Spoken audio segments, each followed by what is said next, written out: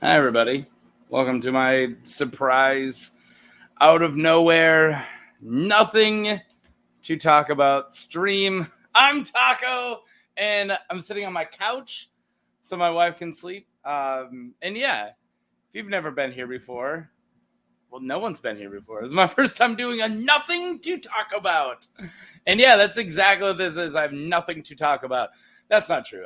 I think I'll do a channel update. And if anyone pops into the chat, we'll talk. If anyone has any questions, I'll answer. And if any of my friends pop in, I'll talk to them. But yeah. So how's it going? Welcome to Nothing to Talk About, the show where literally everything's made up and the points don't matter. I don't have anything. The points... Everything's made up in the points that matter. The points are like Quentin chapters in A Dance of Dragons. They don't matter. He just gets lit up by a dragon. Oh my god. How's it going, everybody? How are you doing? Doing good? Like I said, I got nothing. This is just gonna be a hangout, and yeah, so let's talk about my channel. Started a year and a half ago, and I started doing random stuff. I kept going with my Star Wars podcast that was on my last channel, and after that, we moved it over. I started doing Geek Gauntlets. Did a couple of Wired videos. A guy who comments on my stuff, Real Talker Walk, he actually has done the most requested A Song About Some Fire vids. Commented on one of my Wire videos. Like, you did Wire videos? Like, yeah. I wanted to do TV and movie analysis. That's still what's on my page. But that didn't really work out. They were taking too long. I'm just too much of a meticulous writer, and I'm just too busy with work and having a kid and a wife. So it would take like a month to put these videos together, and then not a lot of people watch them, and that's fine. That's fine. And I was like, well, that's a lot of work. So randomly, I had the thought, because I was listening to the books for the 8 millionth time, and I think it was around the time of House of the Dragon last year, and I was re-listening to Fire and Blood, and I had the thought, why don't I do like an A Song of Ice and Fire character and just cover him? And the first idea was Guy Lawston. I was playing Morrowind. Wow. From 2002, Elder Scrolls 3 Morrowind. And I made a character named him Guy Lawston because when I was re-listening to the books, to Fire and Blood, I was like, there's just this big fat knight, and when he dies, like pies spill out of his... And I'm like, what a fantastic random character in the background. I named a character after him, and I like thought about him a lot, like this big fat knight. And because I'm a chubby guy, it made me happy that there's this big chubby knight out there. So that spiraled into me going, well, why don't I make a couple of these? So I chose 3 characters. One of them was from the main books, and it's Flemont Brax. And Flemont Brax is kind of famous in some of the fandom just because he's the unicorn knight from the Westerlands, right, from House Brax. And I was like, all right, I'll cover Flemont Brax and Guy Lawston and Will of Wills, mostly because that name is ridiculous, Will of Wills. And he's like a psycho monster who cuts people's hands off and all kinds of crazy stuff and goes to a wedding and kills everybody. And I was like, right, those are good 3 characters. So I covered them, and they did okay. I think they were like the high, still under 100, which was good for me at the time. And I was like, oh yeah, that's fun. And then I kept doing like my Pokemon typing videos and all these other videos, and I would pepper in a couple of these Song of Ice and Fire characters, and they always hit a little more than 100. Then at that time, I was like, hey, I should do shorts. So I was already doing, I think I started doing A Song of Ice and Fire shorts first. And last December, one of my shorts just blew up. By blew up, I mean from my standards, not like blow up. But I was doing a class for work. I work in a sugar factory. And I was sitting in a class in a different town. It was the middle of a blizzard. We all drove through the blizzard. We're sitting in this class in this big, like, center. It's like a Lara Center. It's like a big, like dome. It's where they'll have like concerts and stuff in there, but businesses will rent out big rooms, like conference rooms. So it was all these different sugar factories around the whole valley that I live in, the whole area, region. Thank you. And I was sitting in one of those classes learning about sugar, and I was like, I didn't upload my short. So I fake went to the bathroom, and I just went in on my phone, boop, boop, boop, uploaded my short about house cod. And I went back to the class. And a buddy of mine, Luke, who runs the channel Galaxy Geeks, which that really blew up. Not like my standards, like a couple hundred. I mean, he's got a couple 100,000 now. I love Luke. And Luke's like, dude, congrats. What? What are you talking about? He's like, you're short. I got 3,000 in 1 hour, which was insane for me. I've never done anything that did that well ever. Because I'm a small channel. I'm still a small channel. That would still be a big deal now. And I was like, holy crap. And I'm like looking down, and I'm like watching it grow. And I'm like, looking down, watching it grow. So then I sat and ate lunch. And I literally thought like, wow, this is it. I did a Song of Ice and Fire short. It blew up. Cool. Next short the next day, got nothing. I was like, all right. It was a fluke. And it was. So I had a couple other like kind of blow ups. And then I switched to doing shorts on Star Wars, which did really well. And that was some of the best views I've ever gotten were the months that I was doing shorts on Star Wars. And because I love Star Wars too. I had a Star Wars podcast. So I tried to make one of these lore vids on Star Wars characters. I made 3. And no one watched them. They did really bad. I did one on the clone of Luke Skywalker, Luke. And then Ma, who's a guy who's cut in half and he just flies around, the amazing flying torso. And then I did one on the Hutt Jedi, Belladorian, I think his name is. And those didn't go anywhere. I was like, all right. So I won't do those. I'll just do a Song of Ice and Fire. So I was still trying to do my Pokemon typing videos, which, again, I love those. Those are a blast, but they were just so much work, and they weren't getting anywhere near the views that the Song of Ice and Fire stuff were. And then, as a lot of you guys might know, in March, I was burnt out, a lot of because of work and other stuff. And I mean, let's face it, we all kind of suffer through winter blues, and I got pretty bad. I got pretty down to the dumps. Got pretty low winter, and I always do. February are hard months for me, and so are March. So I just like, all right, I'm gonna step away from the channel because I was doing a short every single day, and I was doing a poll every single day, and I was trying to do 1 video a week. So I stepped away for like 4 days, and in March was like a boom. I went off like a explosion. Like I'm like, all right, I'm gonna go hard with March, and I did. And I did like 3 Geek Gauntlets, which is another thing I was doing. I was all over the place, as you guys can see. And I did a bunch of other stuff. And I was watching Homestar Runner with my buddy Barrett, just do a live stream watching Homestar. And it was a good month. And then I'm like, all right, bye. And in April, I think it was like 4 days in April, I finally was like, all right, screw this. I gotta make something. So when I came back, I had to decide what I was going to do. So I started doing shorts again. I started doing it all. It was like a week, and I went right back. But I realized I was just going too hard.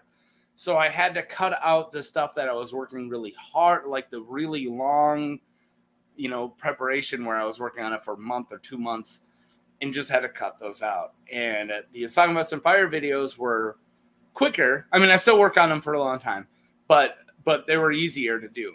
And they're fun because as anyone who's seen my videos knows, I love talking about them. So I'm like, all right, I'm going to do those again. So I came back. I did a few more after the first. I came back, started doing my own thumbnails. So my thumbnails look different after March because Luke from Galaxy Geeks was doing them. And I kind of felt like burden. He never complained about doing them. But I could, he's busy and his channel got really big and he started running multiple channels. And I was like, I'll make them. I love making them now. I don't know why I waited so long to start making them myself, but then I started making them, and I think I started with my Septum Maribold vid. It was my first one back. So I did Septum Maribold, and I was like, okay, this is fun. So instead of doing a video or a short every day, I switched to a short every other day. And I still was doing polls, but so when I came back, I pretty much was just going to start doing the Song of Ice and Fire characters. But then my polls, I was doing fighting game polls. And I squeezed in a couple fighting game vids too, because I love them. Street Fighter was about to come out. Now it's out. I play Street Fighter a lot. Mortal Kombat 1's about to come out. So I was made Mortal Kombat 1 videos and a couple Street Fighter ones. And they got views, but I was kind of thinking like, all right, they all did okay, but my Game of Thrones content's doing the best, and they're easy. Well, not easy, but you know what I mean. They're easier than doing these big, huge Pokemon typing where I take 100 characters and I make 100 different slides for them, and then I have to decide all their moves and their types. It's fun, but man, that's a lot of work. So after a while, I was doing shorts that were Star Wars, and then polls that were fighting games, and my vids were Song of Ice and Fire. And I had to figure it out. And I was like, Mark, just do one thing. Like, no one wants to just, like, you can't, like, even though they're all my nerdums, and I have more nerdums too. Like last year, I was doing football vids because I was watching football during NFL. I was making NFL vids. I gotta stop doing too many things. So I'm like, I'm gonna narrow down niche. I suck too much at gaming. Oh my god. And I do fighting games. Fighting game people are way too brutal. If you suck as a streamer doing fighting games, oh, you're just gonna get ripped to shreds. So I decided, so I stopped my fighting game polls, and then I started doing Song of Ice and Fire shorts. So now I'm just doing those. And the funny thing is, since those are easier, I'm now doing 2 vids a week. So I'm still doing 2 vids a week while I'm doing daily shorts and, every other day shorts. I'm also wearing shorts. Check that out. You didn't see that coming, did you? That was a curveball. And I'm doing polls. I think I missed a couple polls. So now more recent events. I worked 8 days straight. I'm caught up so much on my vids. I have a few weeks filmed out. So I was able to do that. It was the polls. I missed one day where I didn't get one out. And that was it. So I did 4 or 8 12-hour shifts in a row. And all I missed was one day of not doing polls. I think I did pretty good. Wasn't a perfect game, but it was close. It was close. But yeah, so that's like I don't know. No one asked. That was my little channel history. So now I think I'm gonna stick doing these for a while. And I'm like arguing with myself whether or not I'm gonna do gauntlets again. They're really fun, but I just don't have a lot of time. And I do have one thought up, but I haven't really got the ball moving on it. I've just been doing thoughts about it. But yeah, so I might do a gauntlet. I have the roster for the most part, if I do it. But yeah, but it's kind of all I got. I can do a channel update. So I did a channel history. I should do an update. What do you think of my shirt?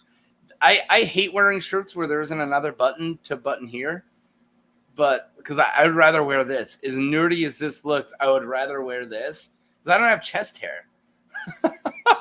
But this shirt doesn't have a button. So I just got to let it. Every once in a while, like, just hope that gravity lets it stay up for a while. But no, eventually it busts out. So anyways, let's do a little bit of a channel update. I have... wait, what's this button here? Well, this Are was. you serious? Well, this was written. Are you serious? This was written years ago. Yeah, don't worry about that. So I have a list of all of the videos I've done for the Song of Ice and Fire, and then I have my list of all the ones I have filmed, and then I have my list of all the ones I'm planning on doing. So that's like all the preparation I got for this show. Sorry, somebody sent me something. All right, let's look at it. So these are all. You want to know how anal I am? Anal retentive. So the little letters next to them are where they're from, because I wanted to break down one day of all the different of the 7 kingdoms. Like, who am I favoring? Who am I not? Should I move over to them more? Yeah, because I'm a numbers dude. As weird as that is, as bad as I am at math, I'm a numbers guy. I'm a patterns guy, and so King's Landing is totally winning. Holy shamoli. Jacka, what are you doing in here? Just sneaking in. Just sneaking in? Hello. Hi. There's a wild Jacka appears. How's it going? I was assuming you were one of the only people watching, so if you're in here, then nobody is. I wasn't. I just doing laundry because I'm super cool. I got a question. Have I thought about making videos about warrior groups in A Song of Ice and Fire? Yeah, as much as I've thought about doing things that aren't just characters, like I have thought about events and then just like groups. I'm assuming warrior groups, like Kingsguard. What do you think? Is that what he's meaning? Yeah. Sand snakes. Sand snakes, like kind of types of warriors. Sure. If I ever branch out of just characters, I think I would do something like that. But I also been trying to cover a lot of Night's Watch and Kingsguard and like characters that if I haven't covered a character who's part of like an organization yet, I will, so I can talk about that organization. How are you doing, Jekka? Good. I just got done with all my chores, so now I Yeah? get to play Skyrim. Not school. So you're doing a Skyrim build. I kind of have just played Skyrim for like 48 hours with a brief break in Sims to build Skyrim things. Been there. I had a conversation with this guy from work who was asking me about all these video games. Like, hey, did you play this? I'm like, no. Like, what about when this came out? No. It's like, well, what'd you do? I'm like, I played Skyrim for 10 years. Like I played Skyrim. Yeah, but I until 2 years ago, until 2021, because I made 2 characters after the 10th year anniversary game came out and played them to like level 30 or 40. You remember? You were there.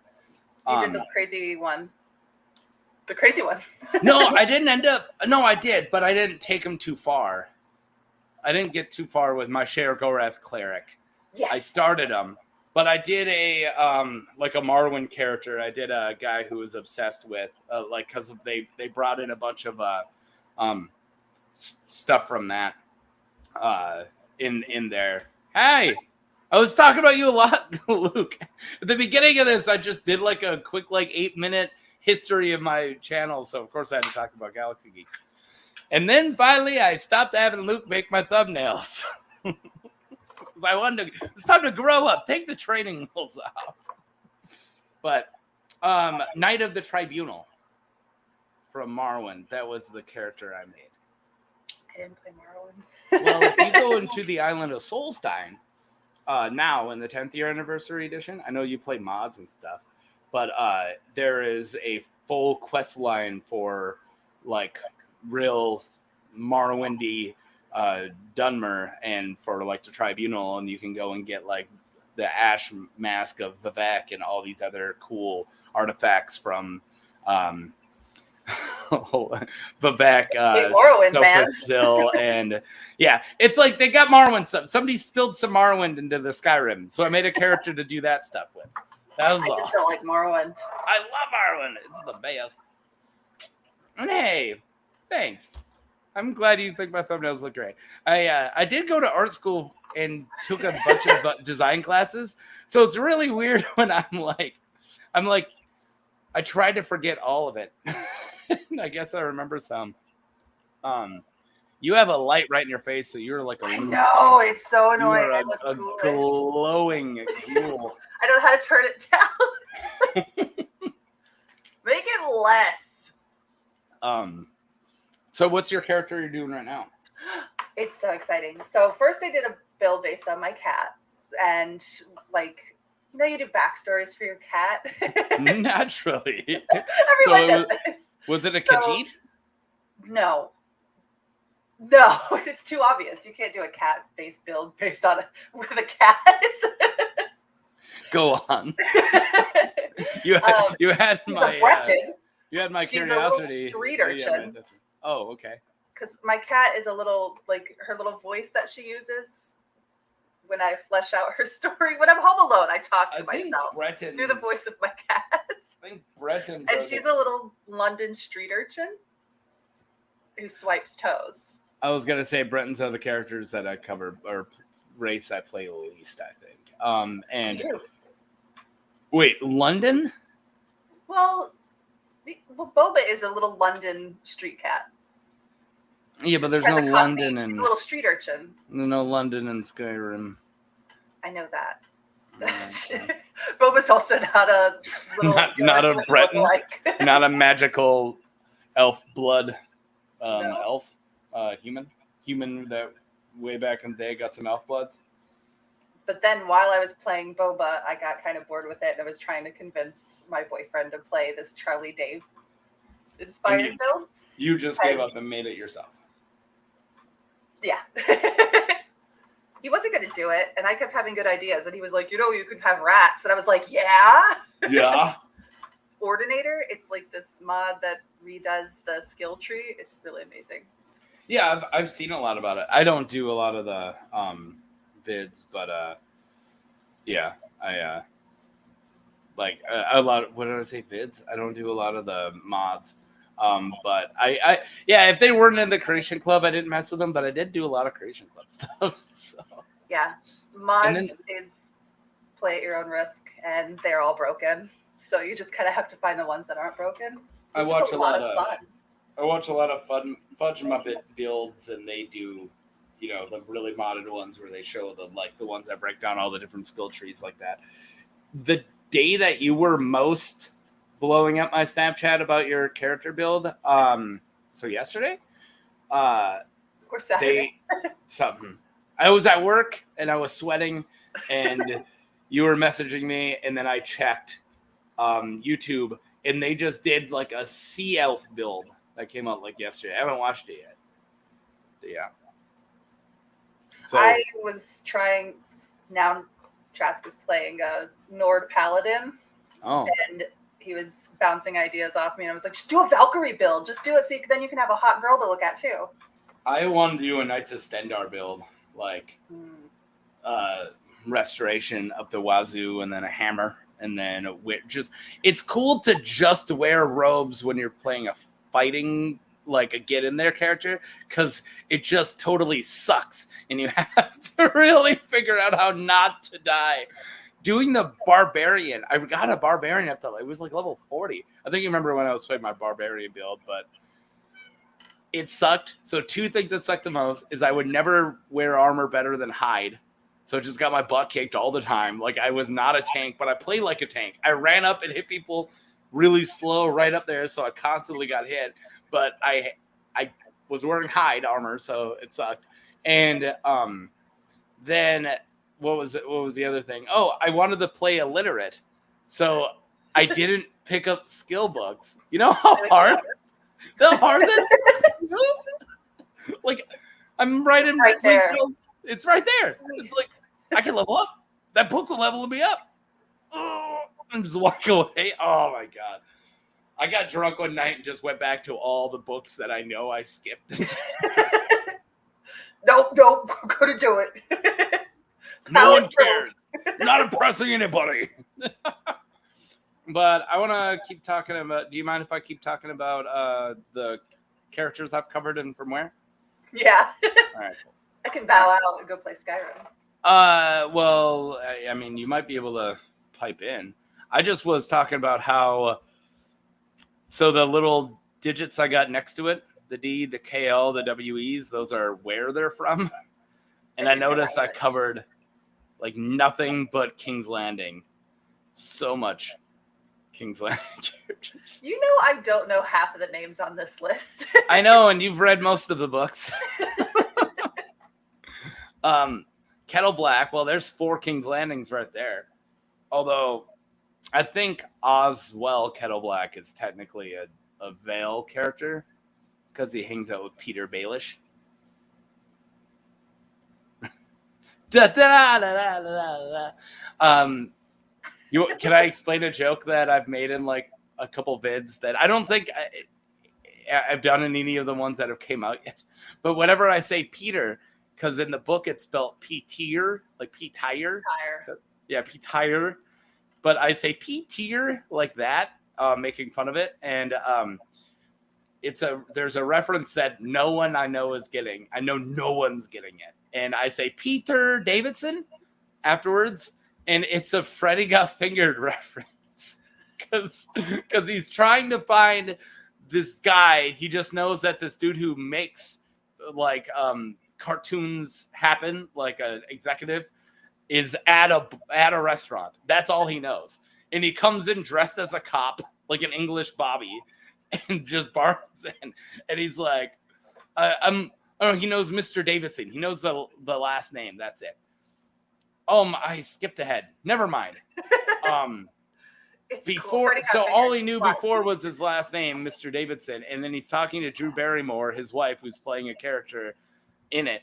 And he's like, I got a message. Or a letter, package. I'd say I got a package. It's like, for who? And he's like, the guy in charge.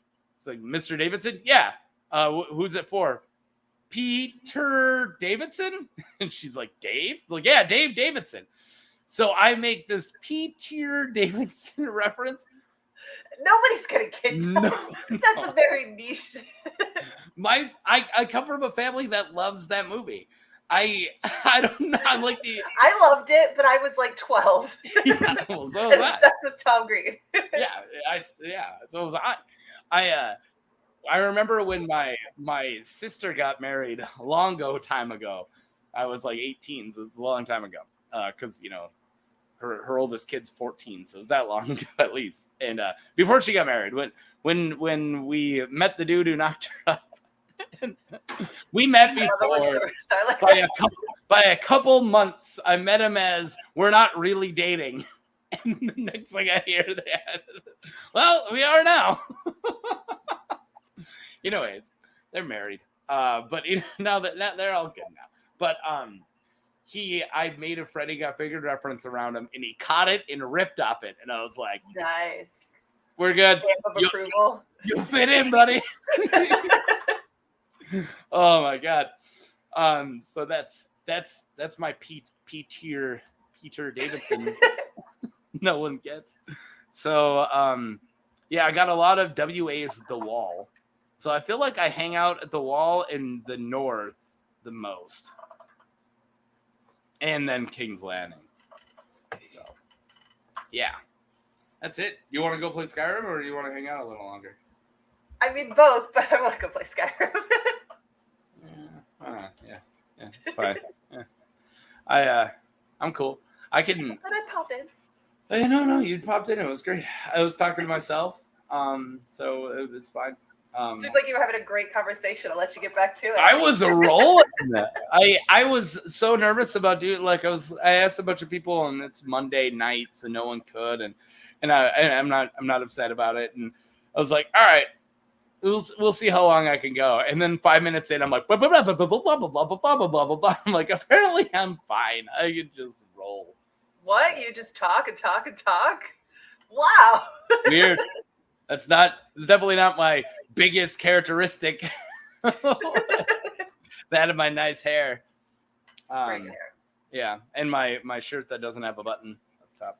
It's a great shirt, though. I wish I had chest hair. Just buy some.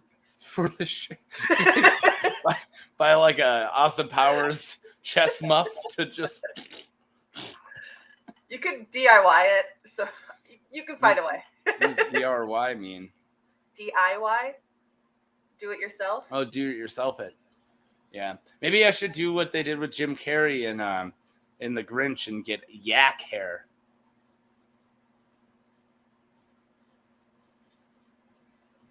See, you could buy it. I want to see how long that silence could go. I wanted to say something, but all right. PG. All right, bye. Have a good one. Thanks for jumping in. That was Jekka, folks. Jekka's really cool. She did a couple of our Geek Gauntlets back in the day. Friend of mine for a few years, and I was like trying to get her into doing YouTube stuff because she really wants to. So she did a couple Geek Gauntlets. She hasn't made her own channel. She's been talking about it for a long time. Maybe she will. Maybe she won't. All right. So I did. It's literally the first row in satin before I took my my week hiatus and then came back and really focused on doing the Talking About and Fire. So, yeah, Guy Lawson all the way to satin. So Septa Maribald all the way down is who I've covered since. That's a lot, man. That's 2 a week. Holy crap. That's nuts. Oh, we got another comment. Oh, Jekka just left. Just a ton of. Hi. Oh, yep. Jekka's gone. She's gonna go play Skyrim, which I don't blame her. Like I said, when she was in it, I talked to her. I played that game for like 10 years. I love that game. So, yeah, recently I just did 2 King's Landing vids, my Oswald Went and Harry Swift. I was pretty good. I want to say if I want to talk about favorite characters I've covered, I was thinking the first one I made was on November 10th of last year. So I might do a tier list of just these characters that I've covered. It would probably be like 70 something characters by then, and just do a tier list of all of them with probably with Soda, buddy of mine named Soda. Soda, Taco, you just eat us up. No, I shouldn't do that. I should make that. Okay, that's fine.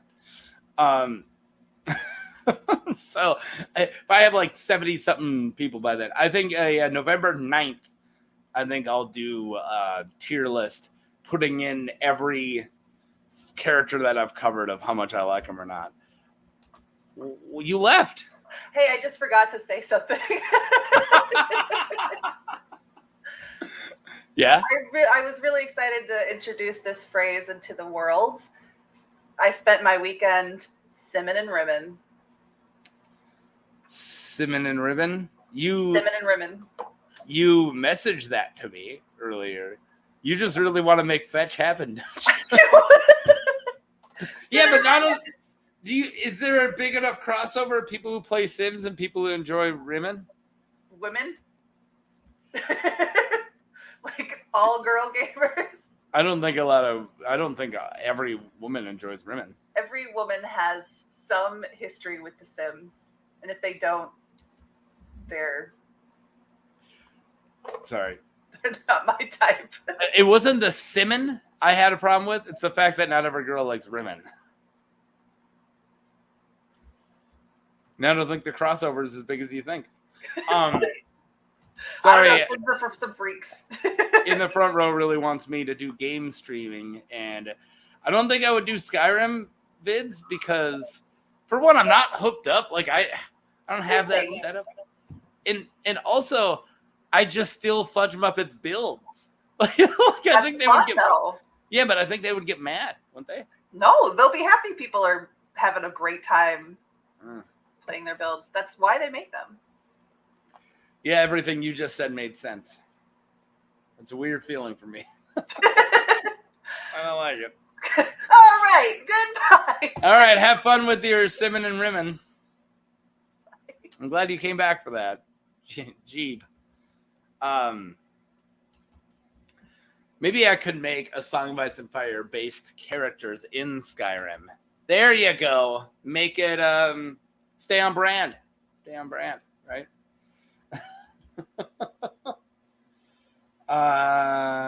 Okay. Well, I got another chart, but that's the next chart. So this is all the way caught up. The next one I have is actually characters that I have filmed that I'm planning on doing in the next couple weeks. So these are done. They are in no way not gonna happen unless my computer crashes. Oh, that would suck. So yeah. Tomorrow I have my Small Paul video coming out, and then Saturday my Lyle Cray call. And I'm calling it my big guy week. I already announced it already, so that's not news, but the next guys are. But yeah, Small Paul, he's like Lenny from Of Mice and Men. So yeah, so that's tomorrow's video, Small Paul. Saturday is Lyle Cray call, and then coming up later, I got my they're like my guys on boats week. So I got Baylor Black Tide and Paxter Red Wine. So those are filmed and ready to go. Baylor Black Tide. So I think it's my first Iron Island guy. Let's go back. Oh, I got a commento. Skyrim. Yeah, I made that joke before. When I was first playing Skyrim, I was living with my former stepdad. I had a weird life. And when I was obsessed with Skyrim, and he would come into the room and he's like, enjoying your Skyrim job? And I'm like, for one, I don't see the joke in that.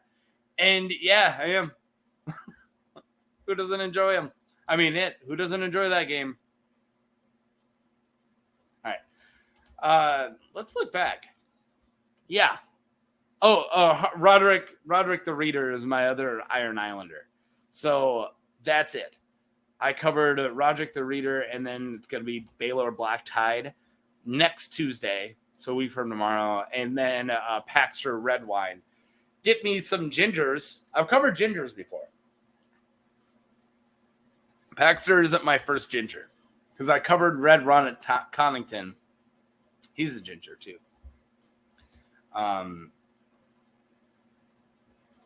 Yeah. Yeah, what's the joke? Like, and who doesn't? Yeah, I didn't get the joke either. You would too. All right. Yeah, and then I got my Bastard Week. Can I say that on YouTube? After that. So after I cover Baylor Black Tide and Paxter Red Wine, Damon Sand and Maya Stone, that's going to be a friggin' fantastic week. BT dubs. Yeah, that's it. That's going to be a fantastic week. I'm really excited for that week. And then my Heil Hunt and Bonifer Hasty. I don't really have a theme for that. Guys, you didn't get the girl, I guess. It was like Lyle proposed to Brienne, but he didn't like her. And then Bonifer Hasty was in love with the Mad King's wife, and she, got betrothed to her psycho brother. There's not a lot of connection there. But yeah, but I wanted to cover them. They're both fun. They're both fun characters. Yeah, simp theme. Yeah. No. But Bonifer Hasty probably, but I don't think Heil Hunt's a simp. In fact, I did a poll on what people thought of Heil Hunt, and the consensus was he's okay. I know. I can't do Jorah because he doesn't my arbitrary rules of not covering a character from the TV show. Beta theme? Are you just? I'll come up with a beta week just for you. I'll do a simp week. We'll simp it up. Gotta simp it up, baby, for me. Was I just singing the Donnas? What was I just doing? All right. Spitballing. Yeah, I know. You're just simpballing. Ugh. Don't do that. Should we look at who I'm planning on covering? It's a big list. All right. So all of these are just, I'm planning on doing them. The first two, I've actually worked on the vid, and I pretty much can film them when I have the time. Yes, Simp Colin. There we go, Simp Colin. I like that. Better than Simp Ballin. So this is on the docket. Way out on the docket. This I looked. So if I break this down to 2 videos a week, I'm into next year. So I have my year planned, guys. All these are subject to change, though. Like, my Giles Rosby was a different character in that slot, like, 2 weeks ago. And then I started working on the one I did have in that, and I was like, nah, I'm not feeling it. So then I took that character out, and then I was like, who would go good with a Stokeworth? A Rosby. So that's how Giles Rosby got into being on that slot. Yeah, absolutely. That's me. It's what I do here. I scrape the barrel of these Talk About Some Fire content. If you made it, Bleeding the Stone. Yeah, if you made it this far, if you're in a Song About Some Fire fan and you're watching my stuff, like you went down that rabbit hole, man. Most people just stop at, they'll get into Alt Shift X, maybe Glidus, and then they'll mess around with some Preston Jacobs, maybe some In Deep Geek, and that's it. And then they'll move on, and then you get into your David Lightbringer. I always call him Lucifer. Lucifer means Lightbringer, and back in day, your Quinn's Ideas and your Y Creates, and then you get really deep in there, and then you get to your Fantasy Havens and your Quinn the GMs. And then you find your way down to Mir Reeds and me and other people who are way down at the bottom, scraping the barrel. Mir Reeds does a way better job than I do, by the way. I am absolutely the worst. Oh my God, I'm like, look at my slides. I'm just going to yell at you for a while. I'm glad you guys like it. It's what I want to do, though. It's the type of content that I feel very comfortable doing is just ranting. And it's this feeling of having a conversation with you, even though you're not talking, which is my normal conversations. I just talk over people anyways.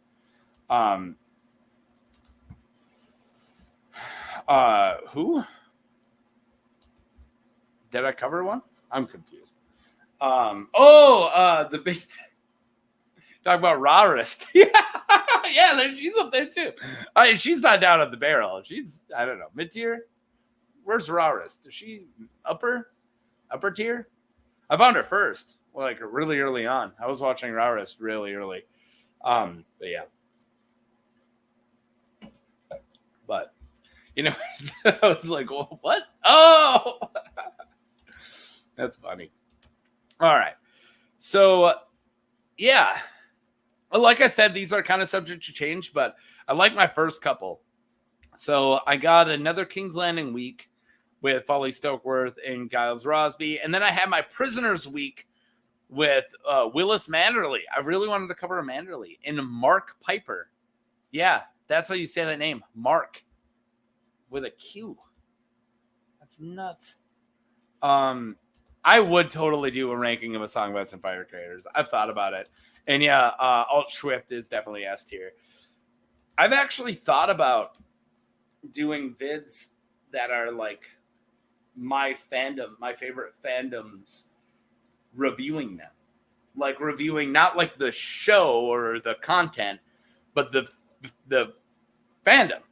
Like how us like let's do a Star Wars fandom vids. Like, okay, these are the guys people would cover if they, these are the best like lore guys, he's the best lightsaber versus video guys, so on and so forth, all the way down to people who just review the movies, all the way like, and then you have somebody I used to do podcasts with, Marie Wilson, who I love. She does Afra's Artifacts, which she just covers the queer characters of Star Wars, which is really awesome. Like, and then it was like, oh, then do a Song of Ice and Fire, and then break down.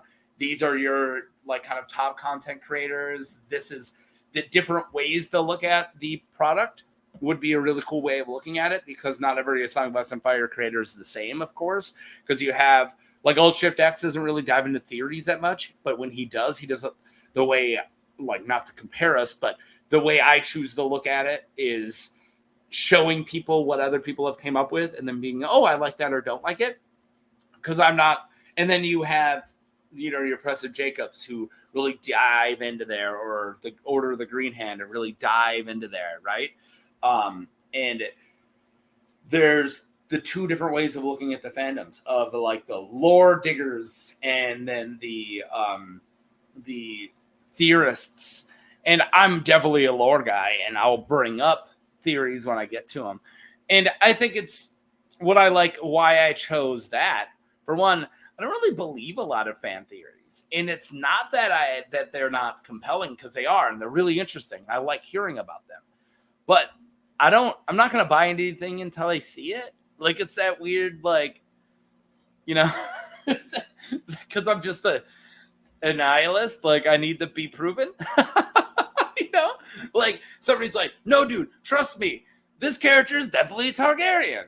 Okay, that's great. We'll see when we get to the next book. You don't believe it? I don't know. Like, I didn't seen it yet. Like, we'll wait until George tells us. That's interesting now. So, like, it's just not how my brain doesn't dig into stuff like that. But it does dig into lore, where I love giving spotlight to these there are some really fantastic characters that I've covered.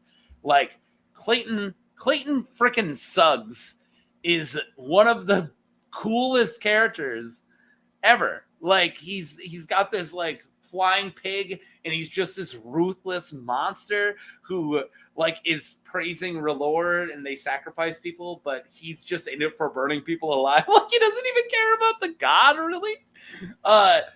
It's this really fantastic character that no one ever talks about, because he's just buried into the lore way down there. That's scraping the bottom of the barrel. Yo. All right.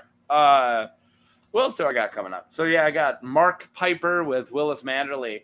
That's how you spell Mark now, with a Q. I should name my kid Mark. And everyone's like, oh, you named him after me? No. Or you named him after yourself? He's a junior? No, it's Mark with a Q. Completely different name. What are you thinking? So, Tyreek Lannister. I think I'm planning on making a Tyreek Lannister video just so I can talk about how he's a horse.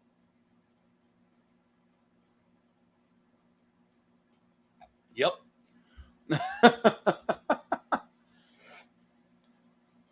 Yeah. Mark with a Q makes you think of Ma'ik. Yeah, Ma'ik the liar. Ma'ik knows things. Ma'ik, I believe, was supposed to be Mike. I think it was based on a guy named Mike originally. That's a Scar and Oblivion and Marwyn reference. Ma'ik the liar was all the way back to Marwyn. Yeah, and so Tyreek Lannister and Leo Tyrell. I think that'll be a really fun week too. I can't wait to start working on those ones. It'll be pretty soon here. Yeah, I like Ma'ik. Me too. That's it. Okay. Yeah, Leo Tyrell was rocking out in he's in Sam chapters. He's down in the Citadel. So he's a Tyrell, but he's training to be a Maester, which is really cool. Silva. So the reason I have Silva Santagar, I did a poll on my channel of which one of Arya Martell's friends should I cover who, like, I can't cover, who are part of the Queenmaker plot. Because I've covered Damon Sand, if you look back, right? Where is he? He's a while back now.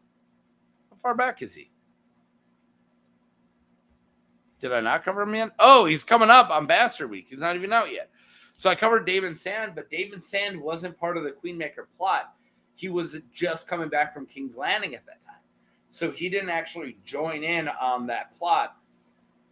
So I wanted to do a Kingmaker plot, or Queenmaker plot character for Dorne. And then the other main storyline from Dorne in Dance of Dragons is Quit Martell's. So then I want to cover a character from Quit Martell's group. And that was just in between Garrus Drinkwater and Archibald Ironwood. And I just like Archibald more. he's funny. He's great. He's got a hammer. He's got a big old hammer. He got old sick, green sick. They call him Green Sick as his nickname. It's fantastic. Love Archie. Good old Archie. My Archibald Ironwood. Yeah. And then my Essos week will be after that. So Zondo Doru. There we go. Zondo Doru is the Summer Islander who rescued Sam in Bravos, and then he's later on his ship, and they take them all the way to Old Town. He's cool. I like him. He's a big Summer Islander. Like it. Let's do that. Let's cover Zondo. And then Tycho Nestoris. So Tycho Nestoris is interesting because he's a character in the show, and not even like a little character. He's a big character in the show. But they gave this character that they named Tycho Nestoris was from the Iron Bank of Bravos, just like Tycho Nestoris in the book was. But he doesn't do literally anything he does in the book. There is a guy from the Iron Bank who visits King's Landing. He exists. And then, so in the book, there's two Iron Bank guys. One guy goes down the King's Landing, talks to like Oz Rosby, who's the master of coin at the time. And then one who goes up to the wall and talks to Jon Snow and then later Stannis Manus. And hey, what's up, yo? Yeah, I'm still going for a bit. I feel like I don't know. I got momentum, Mira. I'm moving. So Tycho Nestoris is he's in the show. So like I said, so there's two Iron Bank guys. One guy goes to King's Landing, and then Tycho Nestoris in the book goes to the wall, talks to Jon Snow, and then goes down and talks to Stannis. But they don't have that character. In the show, they only have one Iron Bank guy who just goes down the King's Landing, doesn't go up to the wall, and they named the dude Tycho Nestoris. So they should have just named him the guy who goes down to King's Landing. Like, they should have given him that guy's name. So I think it counts. I think it would be cool to cover Tycho Nestoris because he has a really interesting freaking story. He's the dude from the Iron Bank of Bravos, and he's just like wandering around the north, and he's up at the wall, and he's making deals with Jon, and Jon's like, hey, we'll give you all this loot from the wildlings and take out a loan. And it's this really cool, interesting, like, thing going on. I love it. So I'm covering Tycho. Godric Burrell and Alysanne Mormont. Yeah, there is a connection between Alysanne Mormont and Godric Burrell. So Godric Burrell's a sisterman, and Alysanne Mormont is from Bear Isle. She's not in the show. They skipped her. And so they're both from islands. It's a tedious connection, but I gotta make it work. They're both from islands, so that's it. Godric Burrell is a really cool character who is in a Davos chapter when he visits the Sisterman. Yeah, when he's on that island. Sweet sister. And of course, Alysanne Mormont is the one that has the fan theory that she is Tormund's squeeze. That's his bear. That's the bear because she has a bunch of kids and they're like, "Who's the dad?" And she's like, "Oh, a bear." people think that he goes down to Bear Island and has 2 kids with, with one of the ladies there, LSA Mormont. So it was between her and Daisy Mormont. It was really hard to choose because Daisy Mormont's really interesting too, and I might cover her later on, but I don't want to do 2 Mormonts right back to back like that. That sounds dirty. So I went with LSA Mormont over Daisy because I asked my wife. I said, honey, you remember this character? Read his little summary of him. Okay, cool. Remember this character? Read the little summary. Okay, cool. Which one do you want me to cover? LSA. Okay, yeah, that's what I was thinking too. Thank you. But Daisy's cool. She hung out with Robb Stark and all that stuff. And yeah. Richard Horp, Jason Mallister would be after. I really want to cover Richard Horp. And I also really want to cover Justin Massey. So I'm going through the book right now. Books again, and I'm almost done. I'm like 4 chapters away. I'm really close. I'm getting through everybody's final chapters right now. I'm really almost done. I don't know what I'm going to do. I'm probably just going to have to listen to it again. And the more I listen to the chapters up at the north, like the sacrifice is the chapter I just did today. Asha Greyjoy's chapters, the more I want to do like cover characters who are hanging out there. That's what Richard Horp is. Plus, he's got a really cool sigil. It's like Death Head moths. It's got some moths going on. That's fun. And yeah, that is fantastic. And then, but the more I read him, the more I really like Justin Massey because everyone just hates him because he's not a Queen's man. He sets gods, and all the Queen's men are like gods. There's only one God, the Red God. And he's like, well, shut up. So I might have to cover him. If Justin or Jason Mallister or Richard Horp get switched out for Justin Massey, or if he shows up pretty soon, that's why. Robar Royce, because I've wanted to for a long time. I had Robar Royce on my list like a year ago when I first wanted to do it. I wanted to do Robar Royce. So I'm just going to finally cover him. Yeah. And then I tossed in Luthor Brune just so I could say it's for the Vale. It's a Vale week, right? Because Luthor Brune was a lot like Oswald Went, but he's interesting enough, I think, to merit his own vid. He's really interesting. He killed a bunch of Fossaways. Yeah. He, at the Battle of Blackwater, he killed a bunch of Fossaways, and they all have apples on their sigils, so now he has eaten apple cores on his sigil.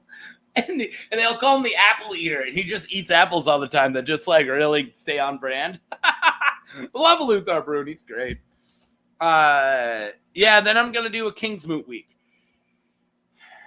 So the reason I'm doing King's Moot week is I wanted to cover one of them. Dustin Drum, Aaron Ironmaker, Gilbert Farwind. I wanted to cover one of them. Yeah, dude. Justin Massey, man. You gotta love him. You gotta love Justin Massey. It's like he lets it slip. He's like, curse the gods. And Clayton Suggs is like, what's that? God. Cool. I was about to light you up. I was about to light you on fire because I'm Clayton Suggs. All right, Clayton, calm down. Oh, man. Hey, the lights everybody on fire guy really wants to light somebody on fire. All right. So, yeah, I'm going to have to do a King's Moot week. And, yeah, I just have to. Gilbert Farwind is so interesting. Eric Ironmaker is so interesting. And Dustin Drum. Like, it kind of sucked that I had to choose between one. Like, I didn't want to. And I kept thinking, I'm going to have to choose between one, and then maybe later on I'll cover another. Nah. I'll just cover them all. I'll just do a King's Moot week. So that's what I'm going to do. Because all 3 of those characters are super cool. Lionel Baratheon, I need to go back and do some Dunk and Egg. I need to get out of the main story a little, right? Been hanging out in the main story too much. So The Lionel Baratheon was actually a product of another poll I did. So I did a poll of which character from Duncan Egg should I cover, and it was between Lionel Baratheon, who won, Rohan Weber, Bennis of the Brown Shield, and Glendon Ball. And yeah, I thought it was going to be Glendon Ball, but no, he did. Random internet guy, what's up, yo? I will read that Duncan Egg. I'll probably do that when I'm done with the book. So I got like a couple chapters left of going through the main series for the 5th time or whatever. What's up, random internet guy? Cool to see you here. Yeah, so once I'm done with them again, I'll have to pick them up. I don't know. Yeah, reread them. Do it. I don't know how other A Song of Ice and Fire fans who make content, I don't know how you guys do it without going through them all the time. Like, I just assume that all of them are like, you guys are constantly going through them, because I feel like I have to. Yeah, I'm glad she did. I didn't even notice that she did. I'm glad she posted it in the chat. Good to see you, man.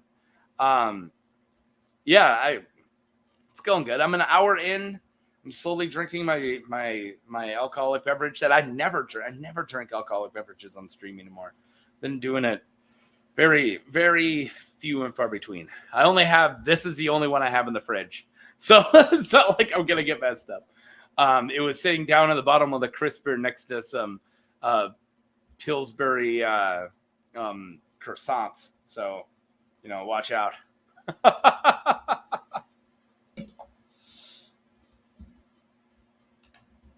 Oh, cool. Yeah, I feel like, because even when I'm going through them, but a lot of times I'll go back and reread the chapter that, like, oh, this character's really big in this chapter. So, but yeah. 20 times. Okay, cool. I was like, 2. Wow. It would be more impressive if you could do content creation about this. Yeah, much more than 2 times. If you could do content creation about A Song of Ice and Fire and you've only read it twice, I would be freaking impressed. Like, your reading comprehension is nuts. Because after I got through the first one, I was like, all right, cool. That was good. And then I read it the second time. I was like, I think I'm understanding it now. And then the third time, I'm like, who are all these characters? Like, it really branches out, because you'll be, watching some content creator for it, and he'll bring up Flemmet Brax, and you're like, who? Did I not even pay attention to these books? And that's what I really like about covering these little characters, is because so many people forget about them, or they don't even notice them. They'll be like, every once in a while, Omer of the Kingswood walks up and he's like, that's Omer. He did this. Moving on. And then everyone's like, who? What? Oh, I missed that. I was zoned out on that part. And then they don't even remember it.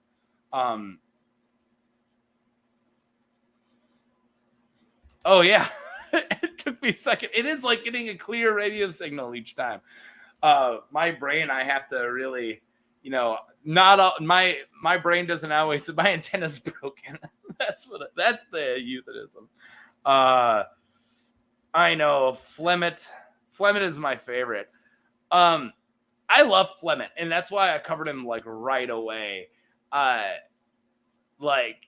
Because I love the idea that Flemmet is part of the Westerlands, and he's like a bannerman, and he's always around, and he's just sitting next to the table with Jamie, but like not Jamie, but like Tywin, but he's just constantly surrounded by like Armorly Lorch in the mountain, like these evil dudes, and he's like, I'm the Unicorn Knight. Sup? Good old Flemmy. Good old Flem.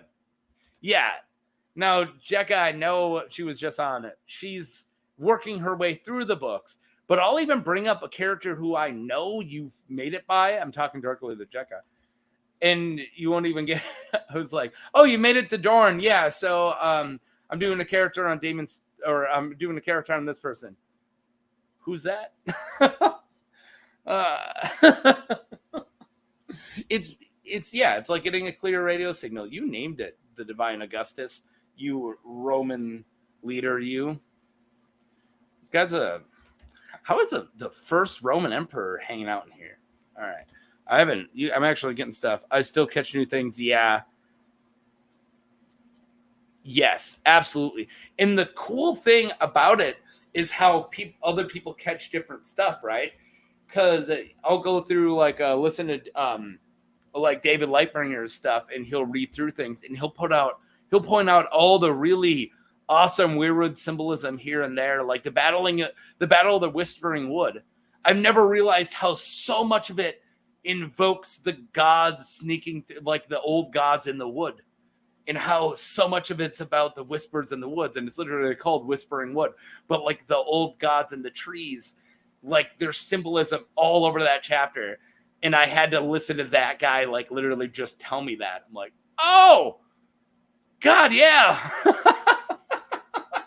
Like, yeah, no, I caught that. Oh man. Do I need to go back? All right, who else am I covering? That was a good tangent, guys. We're moving. Yeah, so after King's Moot week, so Lionel Baratheon, as I said, because I did a poll, and Lionel won it.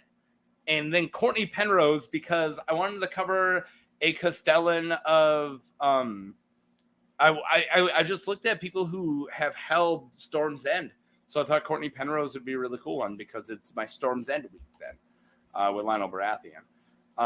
Yeah, dude, all the crazy weird patterns in the how it just blew my mind when I realized that all the death and White Walker symbolism, the language that is used when they describe the Kingsguard, that blew my mind. Like that, I think that was David Lightbringer brought that up too. And now when I'm going through it, yeah, the Kingsguard are always shadowing them, and they always have, they're the white shadows and motionless and dead eyes. Like Landon Moore has dead eyes, and they're very. And Boris Blount is sick, and he looks like death. Like there's all this dead symbolism with the White Walker, or not White Walkers, but the Kingsguard, hooking them over to the White Walkers. Like, it's kind of cool. It's kind of cool. Yeah, there's a lot of those really sweet connections I never caught that you got to have the people who are tuned into hearing it at a different way.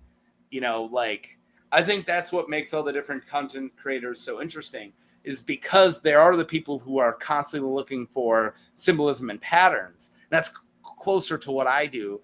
I'm not as smart, but I'm kind of a dum-dum. But I had all the developmental classes. But like David Means Lightbringer. But then you have the skeptics, who I'll listen to one of the, 20 episode series on Preston Jacobs breaking down a chapter, and he'll have me convinced because I'm like, yeah, that is weird. Yeah, I never noticed that. Yeah, that is odd. Dude, do you just question every sentence? And that's what he does. When he reads it, he just like, you sure? And then he'll read the sentence again. He's like, I don't believe you. And that's how he reads it.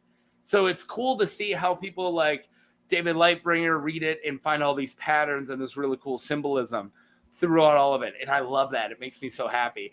And then the Preston Jacobs or Your Order of the Green Hand folk who are just super skeptical, and they're skeptics. And they're like, there's no way Quentin's not dead or not alive. I'm like, what do you mean there's no way? Oh my God, look at this. Mirror reads. Hello. How are you? Good. I didn't think I would last this long, but I'm going. Yeah, you get people going in the chat, and then you realize 2 hours have gone by. It's a lot of fun. I wasn't having anyone in the chat until 30 minutes ago. There was a while where I was just talking to myself for about 20 minutes. I've had that, and sometimes I'll ping, I'll share on Twitter and ping 3 Discord servers, and then 20 minutes later people will trickle in. But I'm glad people are here now. I didn't do any of that. You did that for me. So thank you. Yeah. I didn't even think about it. I was like, man, I really wish the people who I know a Song of Ice and Fire. I wish there was a way that I could tell them I'm doing this. Well, moving on. I easily could have. I didn't. I didn't even think about it. I have an unhealthy relationship with Discord. I'm on there way too much, but I ignore it way too much. It's definitely the notification I kill without reading it, because I have like a lot of I'm on one with a bunch of people from my work, but it's just they all game together, but I don't game with them. So it's just gaming stuff that I don't know. And it's always hangout because they're always in it talking. So every once in a while, it'll be a picture that's like referencing something they talked about the day before. And I'm like, oh, whatever. And I think that conditioned me to just not give a crap about Discord. But it was the same when I first got Discord. I got it for Pokemon Go, and I was like, this is too much, and I'm not interested. And then it was years later, I joined the one for Interesting Nerd Club. Yeah, nice. Yeah, I saw him.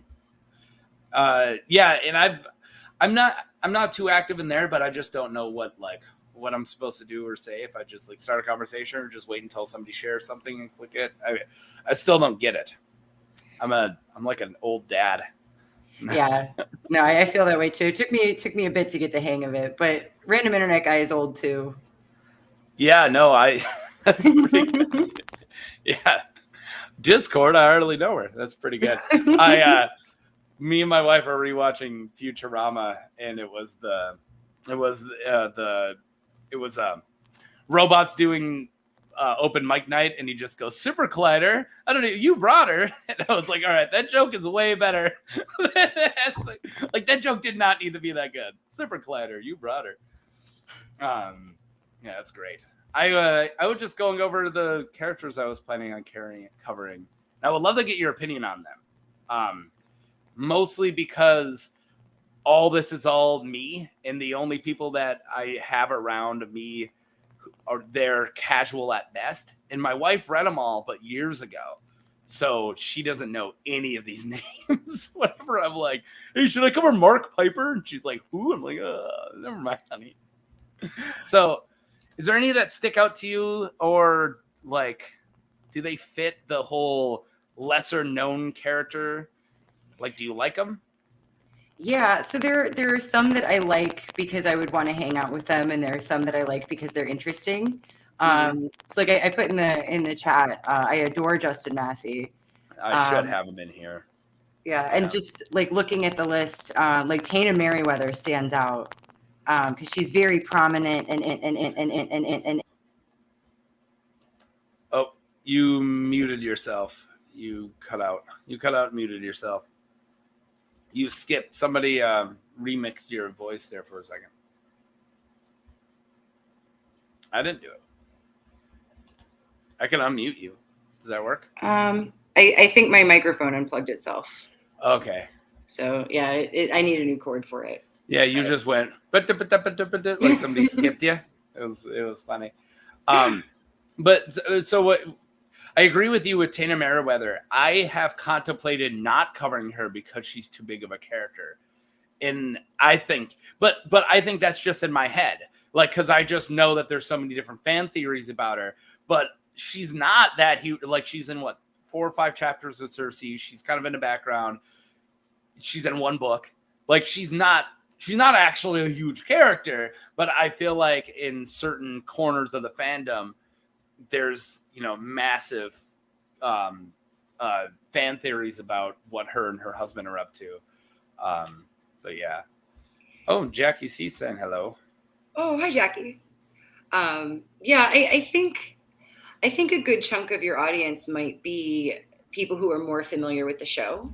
Yeah, most likely.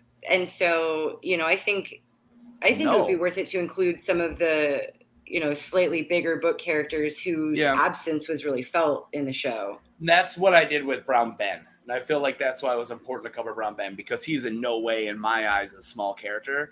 But he is like how the hell did they not have Brown Ben in the show? Why would they care about Marine? Oh, yeah. Why would they do that? Yeah, didn't they rolled like all the Myronese not into one character. The Harpy is dead now. Moving on. How did all the Harpy die? Well, they all ran out and got killed by the dragon. Move on. I have not covered. I don't even know who Joss Peckleton is. So I'm gonna have to look that one up because that's not ringing the bell to me. Yeah, And I think those are the best ones where I'm like, hear a voice once when I'm watching it or hear a name once and I'm like, who's that? And then I look it up and there's a bunch about him. I'm like, oh, I gotta cover this dude. He's all over. That's like the Giles Rosby. I'm working on my vid for him, and he has nothing, but he is all over. He's in the background of every King's Landing scene, and all he does is just cough and annoy people. Like, that's his whole thing. And then become Master of Coin. Yeah, why not? Yeah, fill your way upward. I'm gonna have to look at the chat here. Oh, he did some Blackwater stuff, and he's adorable. I don't know, Blackwater adorable sounds like Clayton Suggs to me, but yeah, I'll check him out. I like him. He was a witness against Tyrion, and he's part of Jaime's party in the Riverlands. All right. Well, then I definitely will check him out. There's some characters that I'll look into, and there's just another character who does everything that they did, but I like him a little more, and that's where it was like I had to choose between Clayton Suggs and what's his name, Giant Killer, his best friend. I just listened to the chapter. Frick. Dude in the North, Queensman, Clayton Suggs like carries his water for him. They're like best friends, and they call him the Giant Slayer. Oh my god. Somebody in the comments is going to say it. But anyways, he was really interesting, but it was like every scene he's in, Clayton Suggs is in, and I really just wanted to cover the dude with the flying pig on his sigil because it was too funny. Like, and I loved the idea of painting him as a secret Targaryen because it was my like mocking of tinfoil theories where it's like, because he has a pink dread on his sigil and he's a bastard and he likes burning people, so he's probably the Mad King's bastard. Confirmed. I mean, I've heard worse fan theories for sure. I pulled that so out of my butt, but it sounds compared to other people's, it actually does sound like it's just as water holdy. It holds just as much water. Oh, Godfrey Faring. Is that it? Godfrey Faring? Or you're just pitching Godfrey Faring to me. Godfrey Faring, yeah, that's a Giant Slayer. Man, I'm out of it. Godfrey Faring. I think that's it. Yeah, now I was toying with a fan theory that Orain Waters was a bastard of Salador San. I like that. Like, there's not a lot of evidence for it, but the implications would be enormous. Oh, yeah. No, absolutely. Godfrey Faring is a Giant Slayer. That's the character I was talking about. But again, the only thing that they have in common is that they are in the Narrow Sea all the time. That they're both seafarers, right? Well, they both have Valyrian hair, but Salador San is from Lys, so, like, it's not... Yeah, but Orain Waters makes sense to have Valyrian hair because he's a Velaryon. Yeah. He's a bastard of Driftmark. I think that him just being a Giga Chad is already interesting enough. Like, oh, you know what I did? I smiled at a queen and she gave me like one of the biggest titles ever, a bunch of ships. And then I said, peace, deuces, and left. Boom! Oh, man. I love Orain Waters. I covered him already. Yeah. Okay. Yeah. And then, Yep. Cool.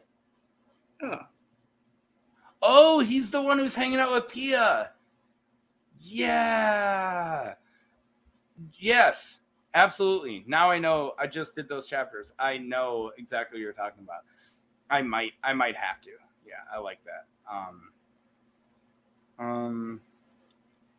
Gotta look at other people's stuff. Yeah, no, you nailed it, Divine Augustus. And damn, autocorrect.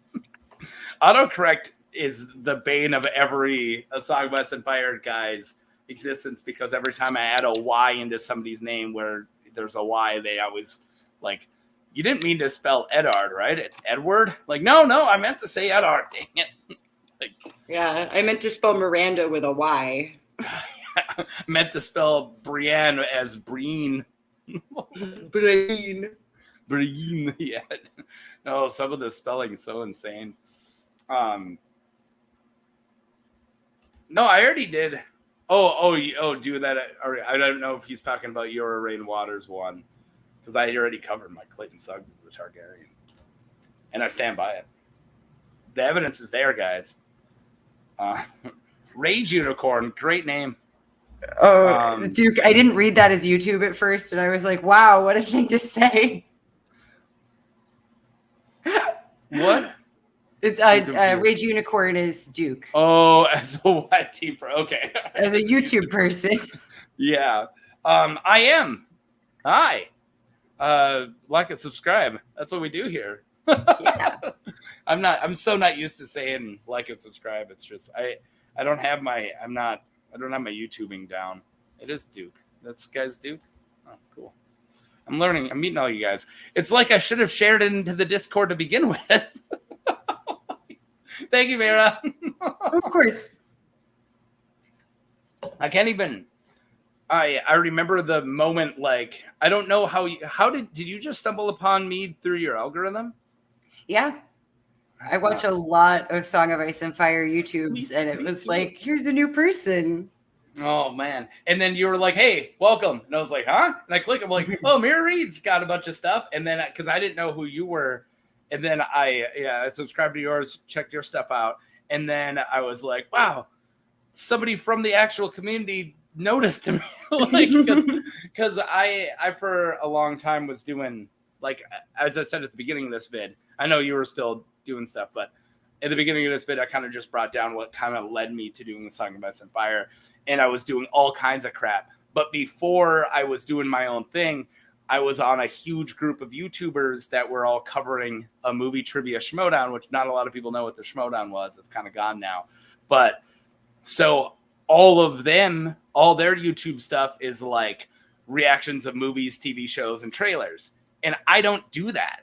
It's just not me. It doesn't make me happy. I don't personally find it interesting. No offense if you do, like I love that that's what they want to do, but it's not what I want to do. So here I am over in the corner, like putting Pokemon typing to every A Song of Ice and Fire monster as a video. And I'm like, this is what I'm going to do. I did that, by the way. Go watch That is cool. And then I did that, like every Pokemon type for Skyrim characters and Mortal Kombat characters. I was making these really goofy vids. And then, so I don't know the point I was trying to make, but yeah, so my audience was probably as schizophrenic as me, where they are all finding me for random reasons. And finally, I started doing a Song of Ice and Fire stuff. And whenever I wanted to do a show like this, all my other friends are all busy because it's Monday night, and they couldn't make it. But it was weird because all my crossover of other stuff is all outside of this fandom. And it's cool because I would love to go over and talk about The Boys, when the next season comes out, and review those episodes with my friends because it's fun. But that doesn't help my channel in any way. There's no crossover there. So after you said hello, I was like, hey, somebody noticed me. And then, yeah, you helped me a lot. You got me in that Discord, and it's very helpful. So, yeah. And there's a lot of good folks in there. It was actually a random internet guy I met last summer. It was a similar thing. I left a comment. I was like, "Oh, I'm thinking of starting a channel," and he's like, "Oh, here's my email." Wow, it's that easy. Holy crap! Yeah, yeah. Awesome. Random internet guy is fantastic, and so were Tom and Zach from Interesting Nerd Club. They also are really into Star Trek. If you ever want to talk Star Trek instead of Song of Ice and Fire, they're down. I am too. I'm not into Star Trek. I'm a Star Wars guy. And I jokingly pretend there's a rivalry when there isn't. It's just, it's one of my, I feel like everybody has their nerd blind spots. And just like Lord of the Rings, Star Trek to me is just way too intimidating to bring in now. I'm 34. Should I really start with Star Trek? It's just and also I'm a completist. So I would have to watch every episode, and I just don't have that time. Just same with Doctor Who. I can't do Doctor Who now.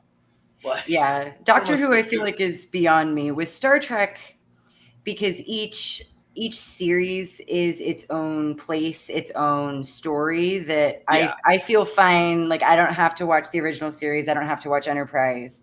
So I completed Next Gen, completed Deep Space Nine.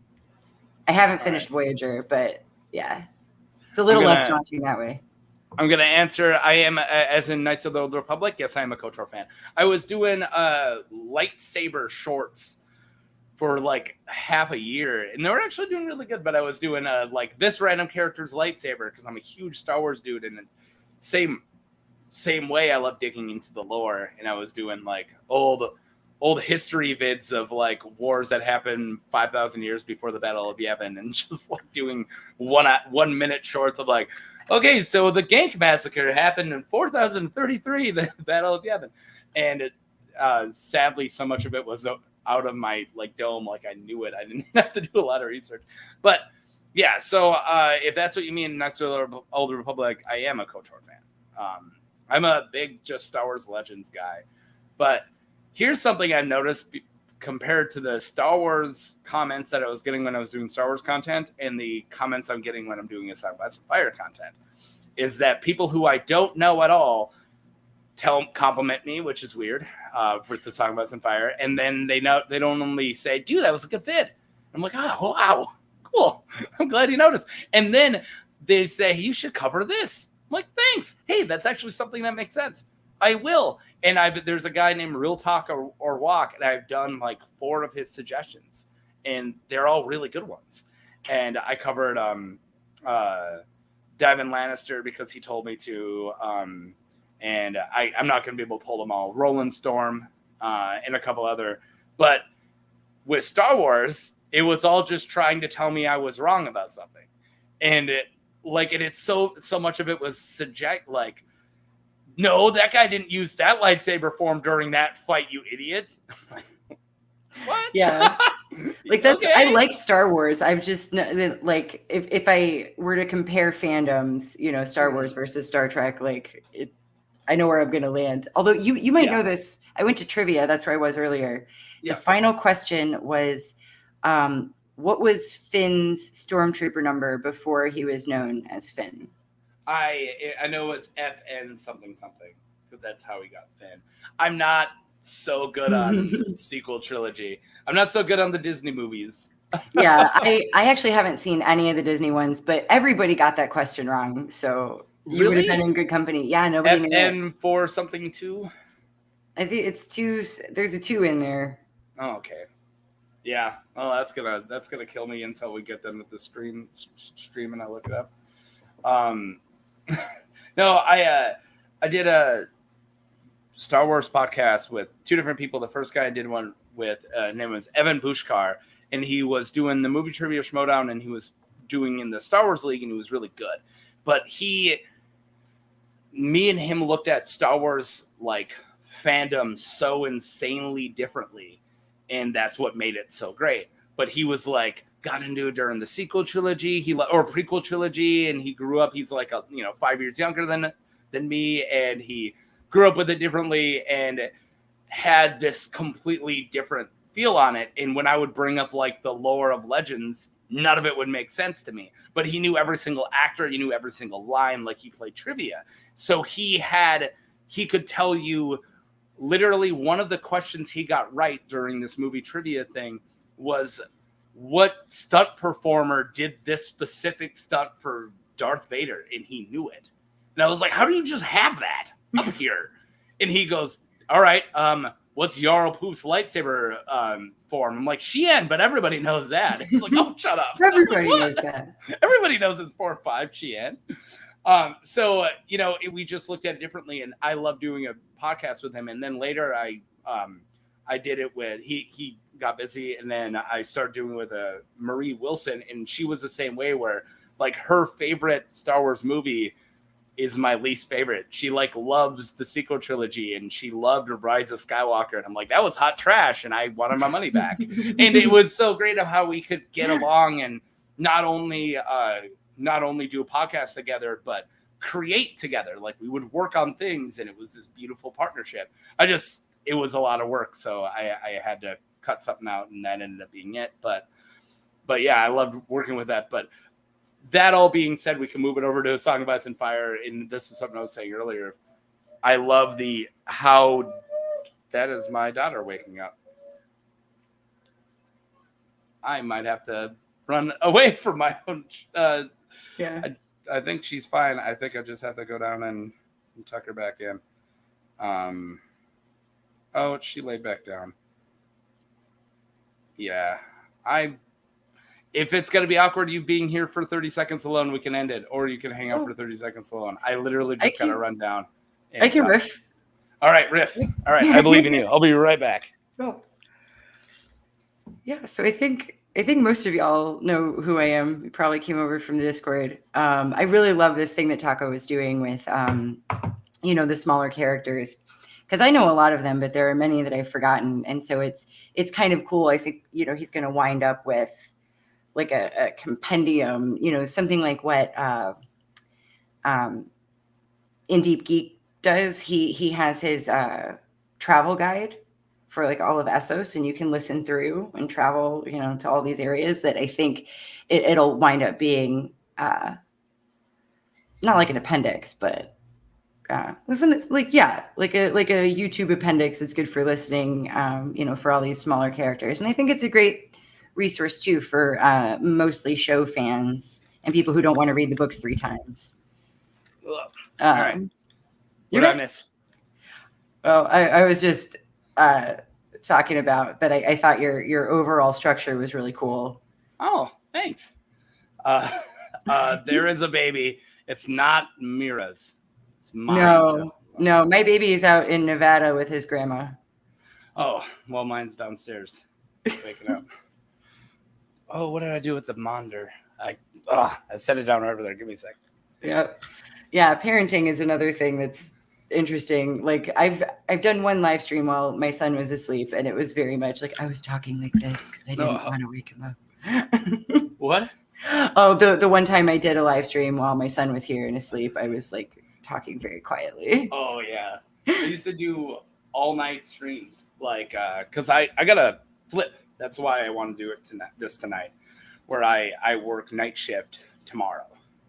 Okay. And I got off work yesterday at 8 p.m. So it's our 48 hours to flip. So you got off work Sunday at 8 p.m. and you work Tuesday at 8 p.m. So you try to stay up all you can on Sunday. Then Monday you make the big push and try to make it to like 7 in the morning and try to sleep all day. It's hell. And I've been doing this for 11 years. So anyways, I used to do these. I did them on Thursdays, which was our other flip, after a week off. So it's not as brutal. But I would do these shows from like 10 in the morning or 10 at night to like 6 in the morning. And almost all of them ended with her awake. I'm like, okay, I gotta go. Because I couldn't just end it because there'd be 9 people on stream. Like I would get, they were popping, and we would have, a bunch of people in the comments, and there would be the whole 9 people could be on. So we'd have all 9 slots. So when somebody moved, somebody would come in. They were like really huge. And I couldn't just go, hey, my kid's up. Bye guys. Click. Like, so I would have to wind it down. So she'd wake up and I'm like, I'll be right back. And I had other people who had control of everything. So it was okay for me to just step away. So much of them ended with all of us are tired. It's like 6 in the morning. And I got like a 1-year-old. She was like 1 at the time, where she's like, huh? And I'm like, I gotta go, guys. Bye. Bye. And the little one waves. So yeah, I've had to do like live streams when the little one hopefully doesn't wake up, but that's always fun when you're in the middle of something you hear. They're like, and it's like there's this moment like, are they gonna go back to sleep if I stay very still? She sat up. Like there was nothing I could do about it. She went, and then she got up and she's like, ah, and I was like, I gotta go. So I just went in there and I said, you okay? She's like, I'm okay. And I'm like, you want me to tuck you back in? She's like, yeah. And I just tucked her back in. So she must have just had a bad dream. She didn't tell me, but yeah. So yeah, she's 3. Oh, okay. My son is also 3. He just turned 3 in July. Well, there we go. Yeah. So a lot of that made sense. Okay, cool. Yeah. She turned 3 in May. So yeah. So, but all right, sweet. Well, thank you to everybody. That was our let's talk about having a 3-year-old. That was our new podcast. 3 boys. Yeah. It's hard to live stream with one kid. That's probably why I got off of doing live streams all the time and just started doing filming, because I had to film multiple videos when I knew my wife's at work and when my kid's at work. So I can just, my only free time. And it was like all summer I was working Monday through Thursday. So I had Fridays, kid was at daycare, wife was at work. So it was like, I'm going to film 6 vids today. And I did. And I was doing that all summer, where I was like, I'm filming like 4 shorts and somewhere between 2 and I think 6 vids, like straight up full vids was the most I did in one day. But yeah. And then I went on a bike ride and then everyone got home. That was my one day off. Yeah. Yeah, I've been thinking about messing with shorts. I just don't know what I would do with them. Now I don't want to talk too much insider baseball, but from what I don't know if you've like noticed, and I know I'm still such a small channel, but you have all these weapons and they're just there to use. And if you don't use them, you're not helping. But you might as well pull up polls as many as you can, do your shorts as much as you can, just try. But shorts are such a different animal where they're not support for your channel. Like a lot of my friends who have used them as announcements, they get 2 views, don't matter, don't do them as announcements. A lot of people use them as, like kind of to support your big thing. That's not what they're there for. Make it its own content, and hopefully that draws people in so they see your bigger content. And yeah, that's just the best advice I can do for shorts. And that's why I for so long I was doing a different thing with polls and a different thing with shorts and a different thing with vids. I was like doing 3 different. I had polls were fighting games, shorts were Star Wars, and my main vids were Song of Ice and Fire for like 3 months. That's kind of cool though. Well, I realized that when I moved everything to a Song of Ice and Fire, I was losing subscribers, and I was like, yeah, that makes sense because they probably subscribed to a Star Wars channel. And now I'm just doing a Song of Ice and Fire. They probably subscribed to my 2 or 3 Mortal Kombat vids, and they're like, I've never read this book series. Bye. Yeah. No, and the book nerds are very specific. But yeah, absolutely. Come on, guys, get on your shorts games. Let's go. Okay, what Random Internet Guy is not saying is that he made the best short about Damon Blackfire. Oh, did he? I think he only has one, but it's one of my all-time favorites. I'll have to look at it. Well, Jackie C doesn't even watch shorts, so. Shorts are absolutely terrible for everyone's brain because I'll just like just move through them like an addict. It's weird. Yeah. I don't even enjoy them. It's like microwave burritos. Like I crave them. I don't even like them. Mm-hmm. I really want to eat one, but they're not good. I had a TikTok for a while and it was doing reasonably well. But I was spending so much time. If I wasn't making TikToks, I was looking at other people's TikToks. Yeah. I've never downloaded it. The only reason I have a TikTok is so when my wife sends me TikToks, I can watch them. And I'm afraid of I screwed up my YouTube short algorithm so easily where pro wrestling. I watched a pro wrestling short. I don't know anything about pro wrestling. I never got into it. I watched one. I'm like, that's really funny. And then the next day, I'm like, a Song of Ice and Fire one, a Star Wars one, a pro wrestling one. Oh, that's pretty funny. Now it's like pro wrestling. I'm like, no, get out of here. I don't know anything about this. I'll have to share this joke. I just have to. It was written on the back of a pro wrestling sign, and was just so funny, and I can't believe it's not used as a normal insult. But it was back when people could write whatever they wanted on signs, like they didn't get edited. like they didn't get pulled away, like so people could just hold them up in the background of these fights and they just say ridiculous stuff. And it was like Booker T fighting somebody else, and it just said Goldberg eats corn the long way. And I just never heard that. Like it's just such a goofy, it's just like yeah, and eats corn the long way. And it's so juvenile, but I think it's just so funny. It's like,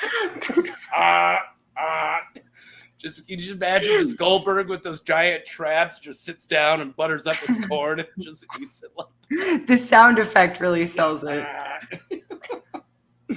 So yeah, see, I got a lot of that. So I laughed at that, liked it, shared it, and then I was just screwed for Pro Wrestling Month. I think we were talking about something else, and then doesn't everybody eat corn that way?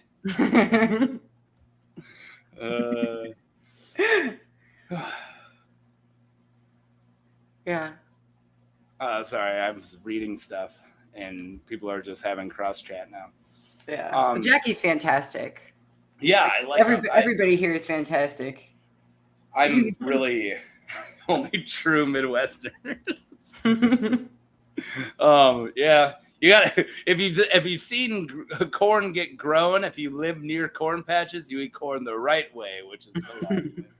Long way. Yeah, that joke is so juvenile. But the first time I heard it, it just blew my mind away. Like, how is that not? How did I not know about that joke in junior high? Like, I would have yelled that at every guy that you eat corn the long way. It's too good. But. Oh, man, were we talking about something before my wrestling tangent? We had been getting back to characters. Okay, yeah. So let's try not to segue back to him. Let's just get back to him. I'm not going to be clever enough to segue back to him. You know what's funny? Actually, I was going to say this is the first time me and you have ever actually talked. We've only sent it's true. 3 or 4 Twitters, and then I've watched, I want to say 2 of your live streams. And then that was it. And then now you jumped on. I'm like, oh, cool. I hope we have good rhythm, or else I'm just gonna walk right over her.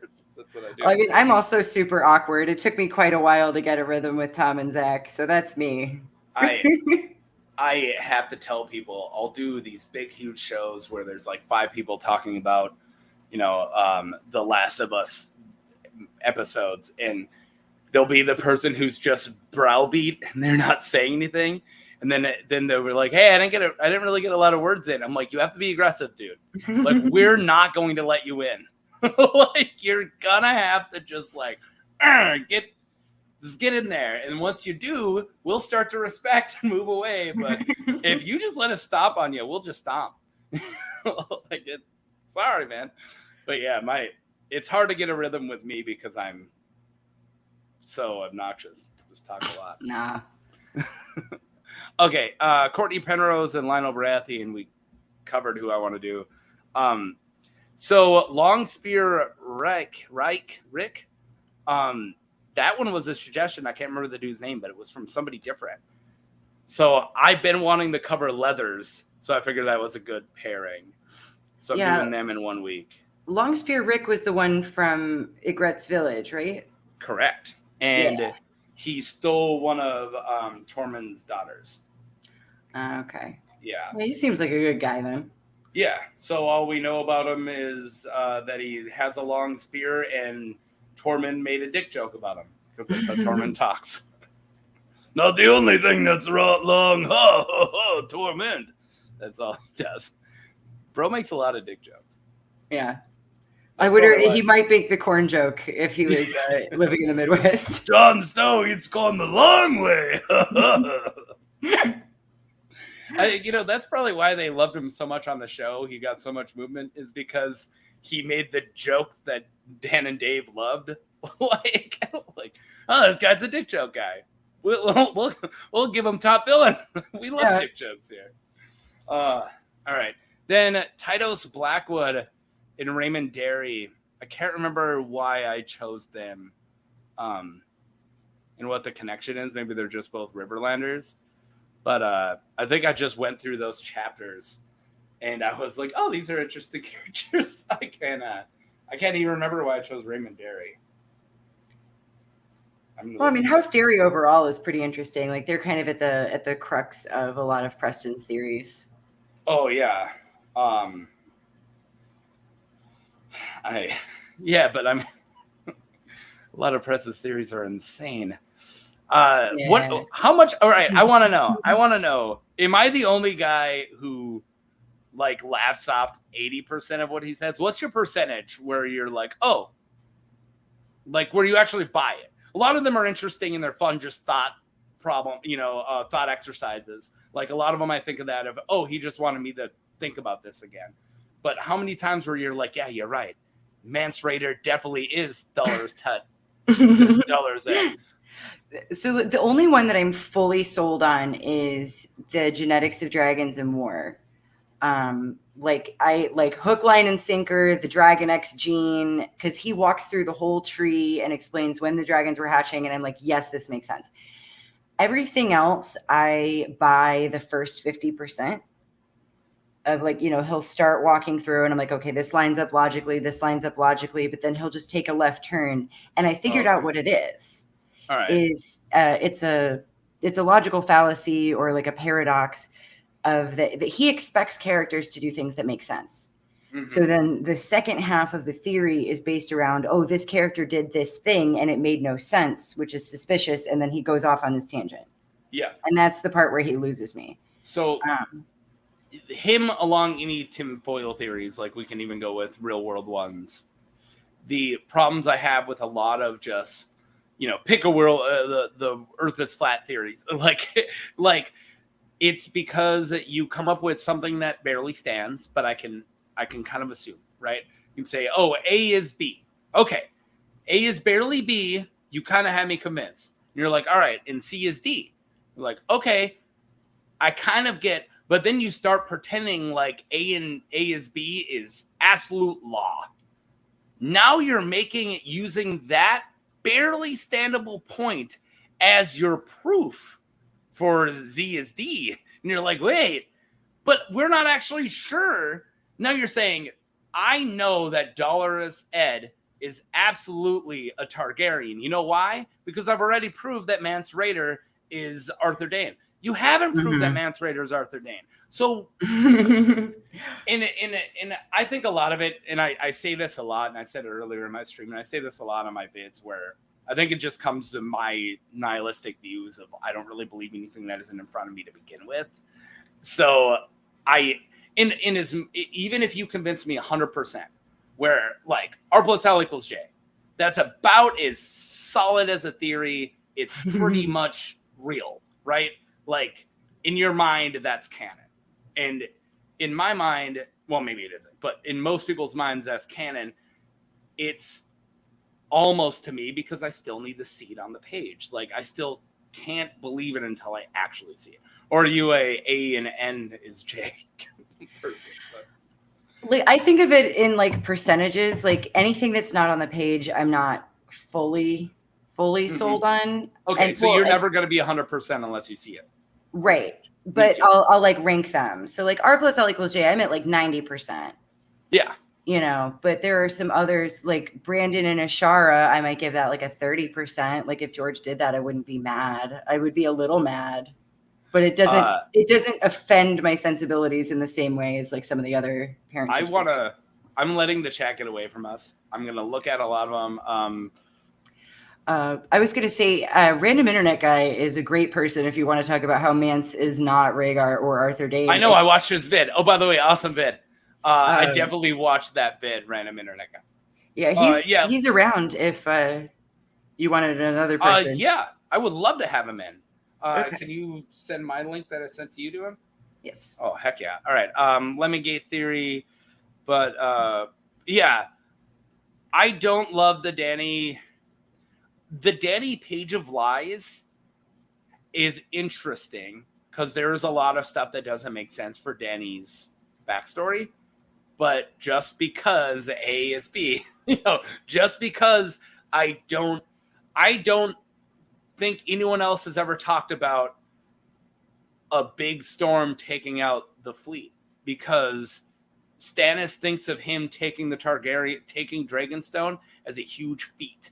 Like, I did that for Robert, and he gives me nothing, whatever. Stannis and Manus. But if they just lost their fleet, then why would it be a big deal? So there are like weird things there that don't match. But just because a couple of those things doesn't match doesn't mean that she's a dragon seed.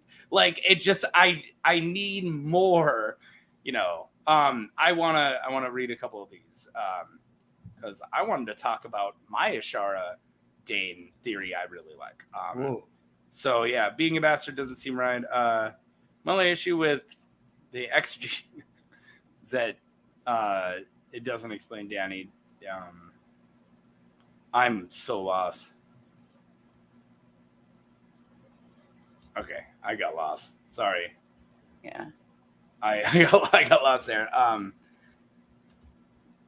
Say he's about being 50%. It's spot on. Yeah, when he does say I'm wrong about half of this. A lot of times I'm like, yeah, it was about half. About half, yeah. Yeah, it was about half. Oh, the weird gene theory stuff. Okay. Yeah.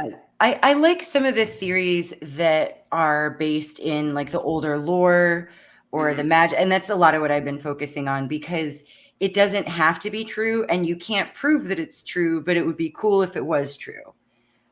So like some of the dragon genetics is just like a background magic thing, which adds to the story if it is true, but it doesn't take anything away if it's not.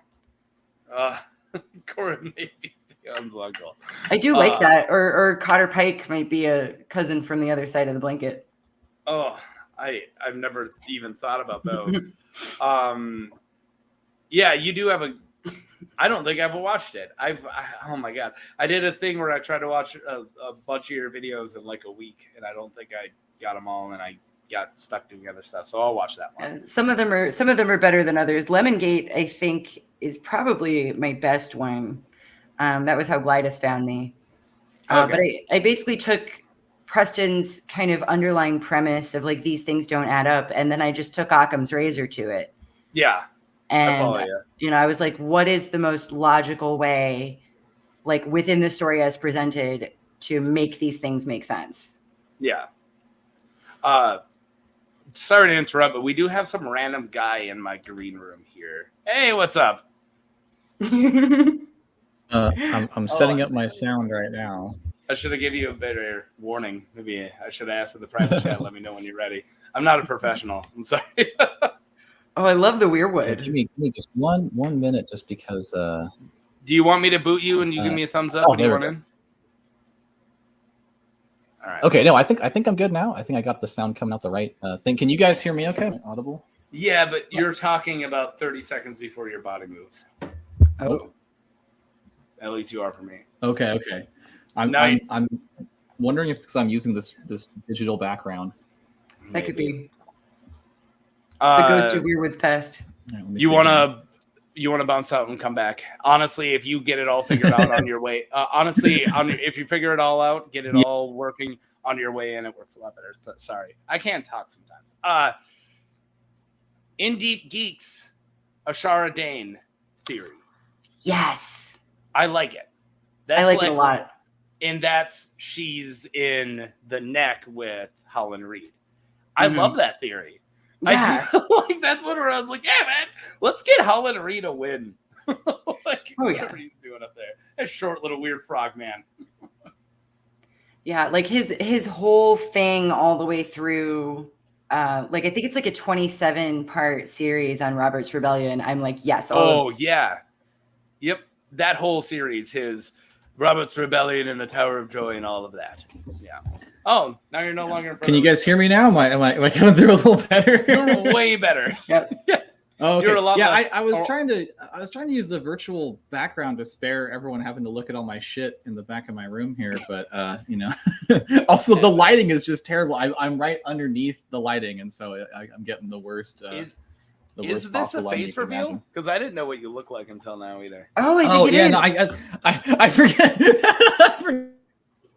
Nobody knows what I actually look like. I thought you were gonna come in as a blank screen. Not actually. Oh my god. Well, I'm happy to see you. I was gonna put up the old man avatar. Yeah, I was gonna put up the old man avatar, and I was like, everyone else is live. I'll just be alive. It's okay. It's okay. That's all right. No one's gonna see it here. But it's good to see you guys. Good to be on the show. Somebody's asking about your torture device. Comments, so let me torture chair. No. They're relatively comfortable gaming chairs, but the old one is a decrepit one, and so it's just a model painting chair now. It's if I paint miniatures, I sit there. Yeah, that's great. But the chair I'm in is pretty good chair. Do you see the? You could tell the webcam is terrible though. There's all these weird like lines running through it. Yeah, and if you move too much, your sound goes away. I think it's getting choppy again. Yeah. It's so good. Oh, okay. I'll try to stay. I'll like a T-Rex in Jurassic Park. Try to stay really still. Mira stands so slow that I think she freezes all the time. Because you do this. Oh yeah. And then I'm like, huh? And then you're like a slight move, and I'm like, all right, she's still alive. you like death stare.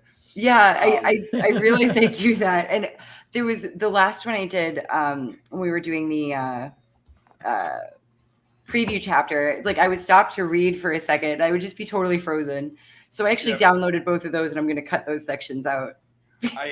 I do love when you watch other people's live streams and when they're by themselves and they're working on stuff and you can't tell if they're just being really boring or if they froze. When you're like, you look in and they're like, and you're like, okay, what's going on? And then every once in a while they go, oh, okay, they're alive. We see you. But yeah, no, it's good at Random Internet Guy. It's not a real face reveal because only 5 people are going to see it, so we're good. It's going to be an Easter egg. I'll do all my face reveals. I'll do all my face reveals scattered apart on little tiny live appearances. Did Alt-Shift-X ever do one? I think he's done panels, and that's like the only way people know what he looks like. But so interestingly, and I can talk about this now. I've never seen even a picture of Alt-Shift-X. I've Googled it enough that I have. What does Alt-Shift-X look like? I haven't tried that hard, but so we were supposed to be going to Con of Thrones this weekend. Me, Random Internet Guy, and Interesting Nerd Club, we had a panel, and Glidus and Alt-Shift-X were supposed to be there too. Yeah. Yeah, so I was really looking forward to meeting them, and I had offered both of them. Well, I mean, I've never actually spoken with Alt-Shift-X, but I offered through Glidus to both of them, like, oh, if you want to come be on the panel, and they were like, no, we're just trying to go enjoy the convention. We don't want people to know who we are.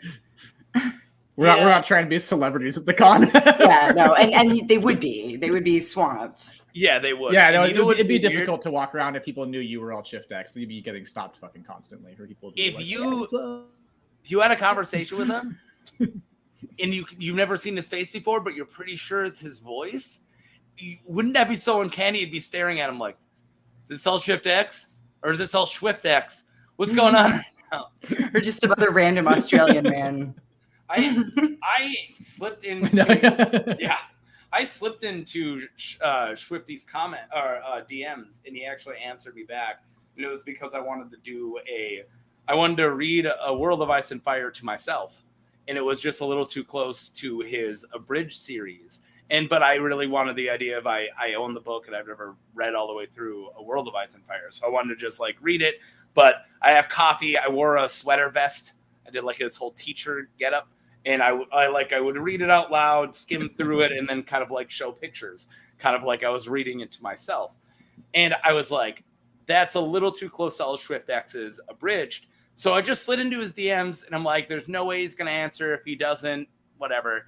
Like 2 days later, he's like, yeah, dude, I don't own reading things. Like, now I feel like an idiot. Yeah. You don't own reading things. Yeah. That's great. But I feel like it speaks well of your character that you asked. Well, I would be mad if I was watching it and I'm like, dude, this is what Alt-Shift-X does. Like, I would have that thought if it was somebody else doing it. But in my brain, I was going to do it, visually. It's going to be, and I'm also just not him. that my commentary won't be his commentary, and I was gonna do a different book in general. So but yeah, and then I said at the end, I don't think it's too big of an issue to avoid like doing kind of sort of similar content to somebody else. I mean, it's well, Tom and Zach, especially like if you their like their entire content, and you're kind of like homaging. I mean, like I think a lot of YouTubers like it when. You're right, and that's also why it's always good to bring up, if you saw a theory here, state, oh, this is Preston Jacobs Lemongate.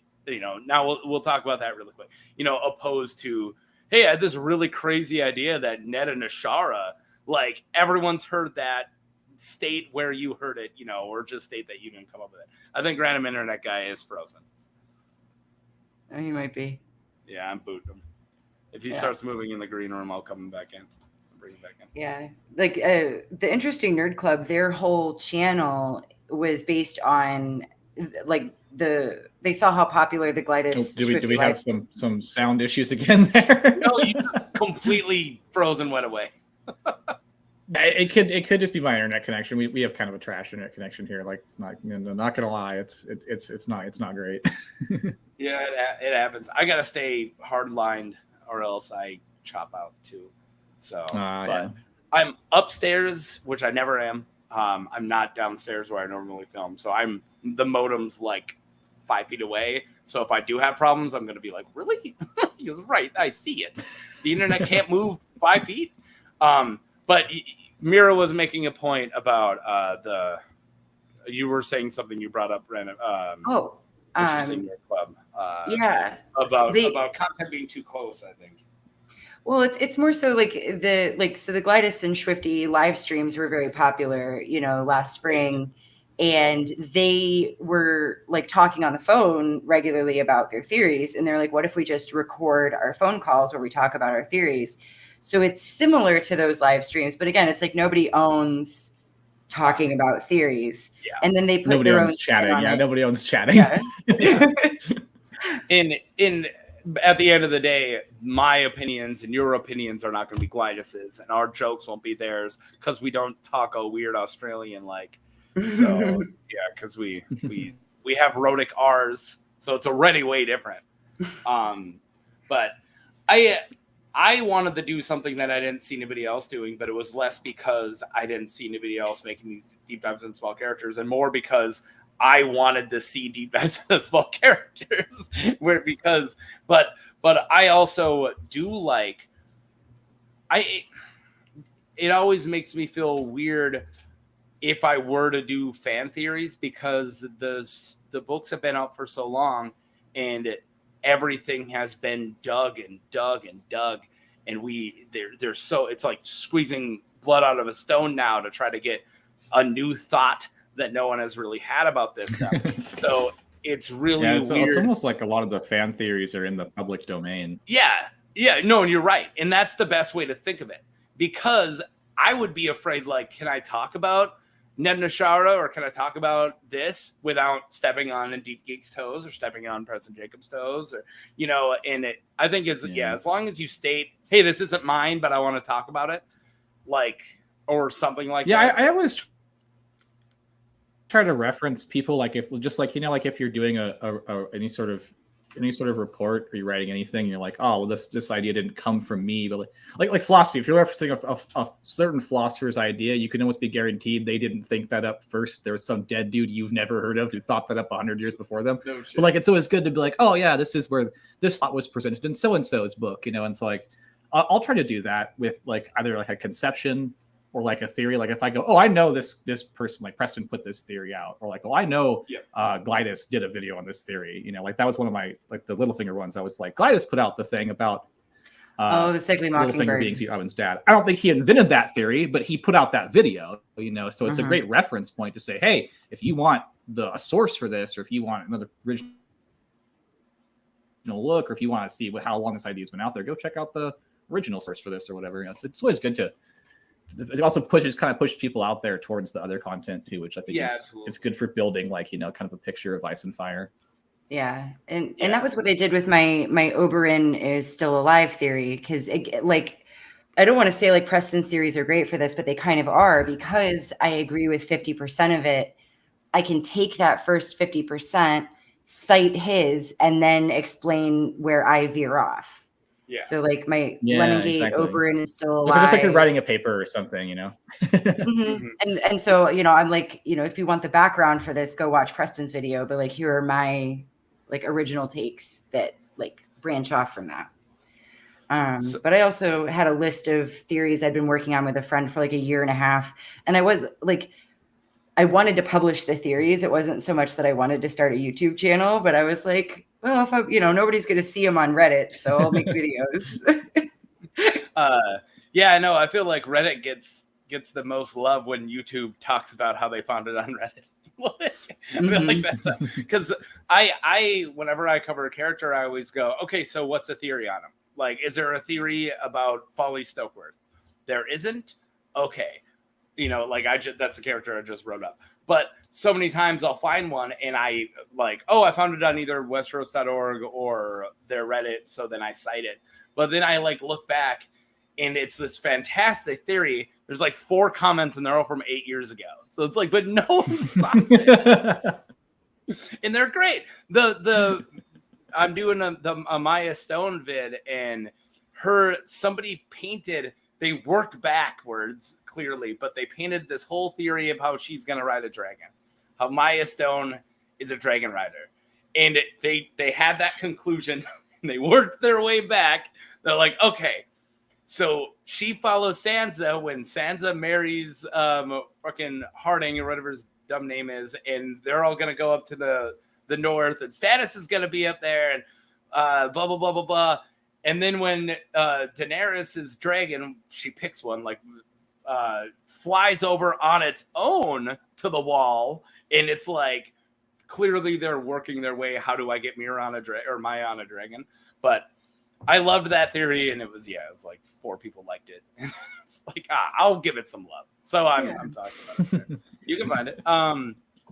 Yeah, so this just made me, what if he looks like a big blue X? It just made me think of the Mitch Hedberg joke. What if Sasquatch's problems is that he's just blurry? Maybe we are seeing his face, guys. It's just a blue X. And also Jackie met Gray Area and he said he had BDE, so good job, man.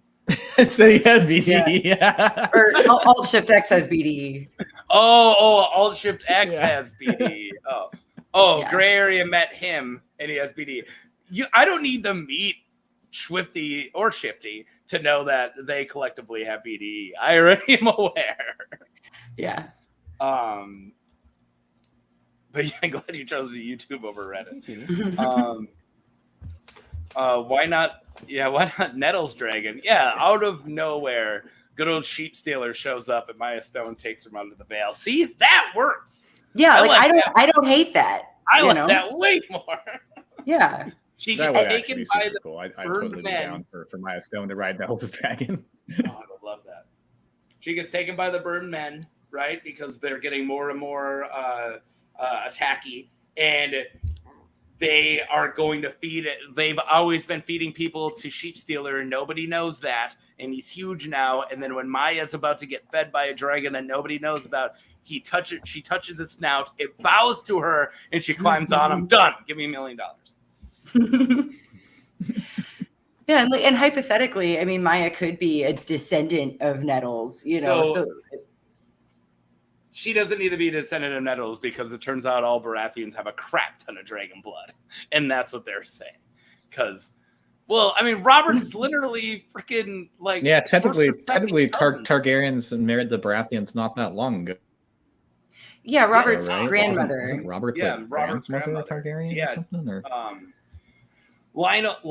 It's his grandmother. So Targaryen. yeah, Stefan's mother. Yeah. So because was a Baratheon. Married a Baratheon. Yeah. So Stefan. So what's a Targaryen? Yeah, Targaryen. Obviously, she was a Baratheon. Yeah, but just Targaryen before she was Baratheon. Yeah. Well, and not only that, but the freaking first Baratheon is a Targaryen bastard. Like they're literally Targaryens.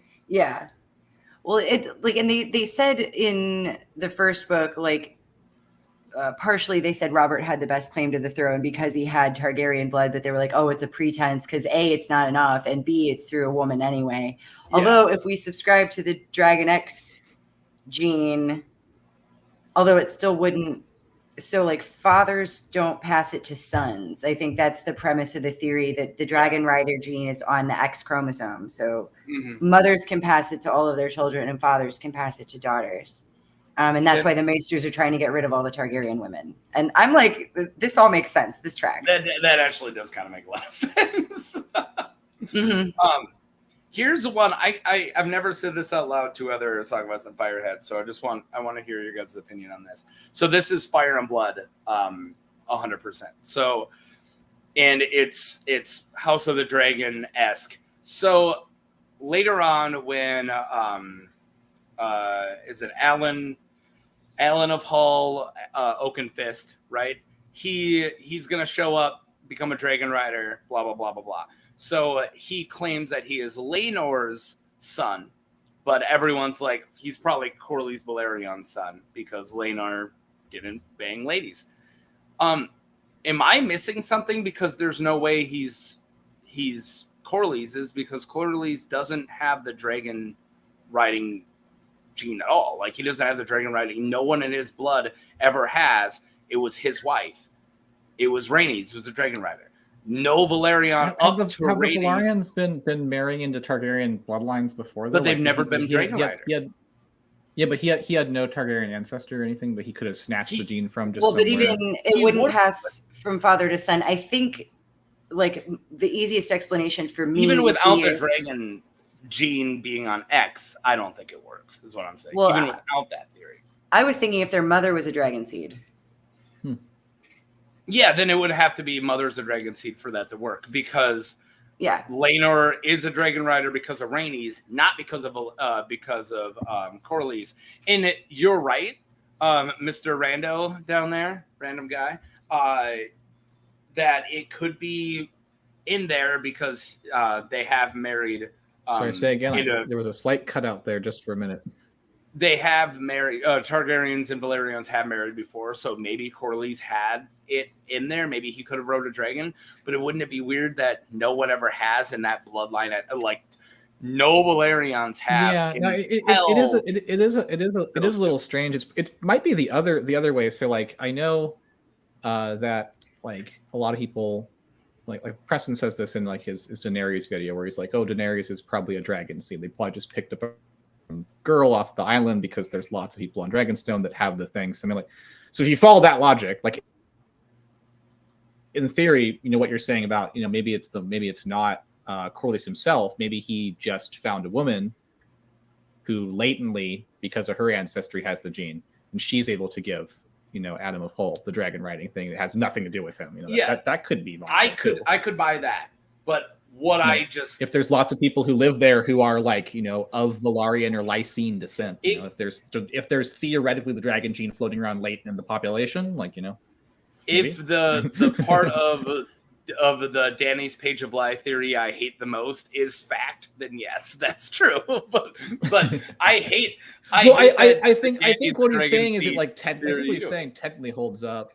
Like, like, I think that the dragon gene in theory, you know, like, because there's the even wilder version, which is that, like, the dragons were created by blending in certain families' blood to the fireworms, and that's why certain families can ride the dragons. Not all families can ride them, but, like, that's not crazy that's at all. Like the way back old Valeria nonsense. You gotta love it. In deep geek. I say crazy, but it's very George R. R. Martin. Like, it's super the kind of stuff that Martin would do.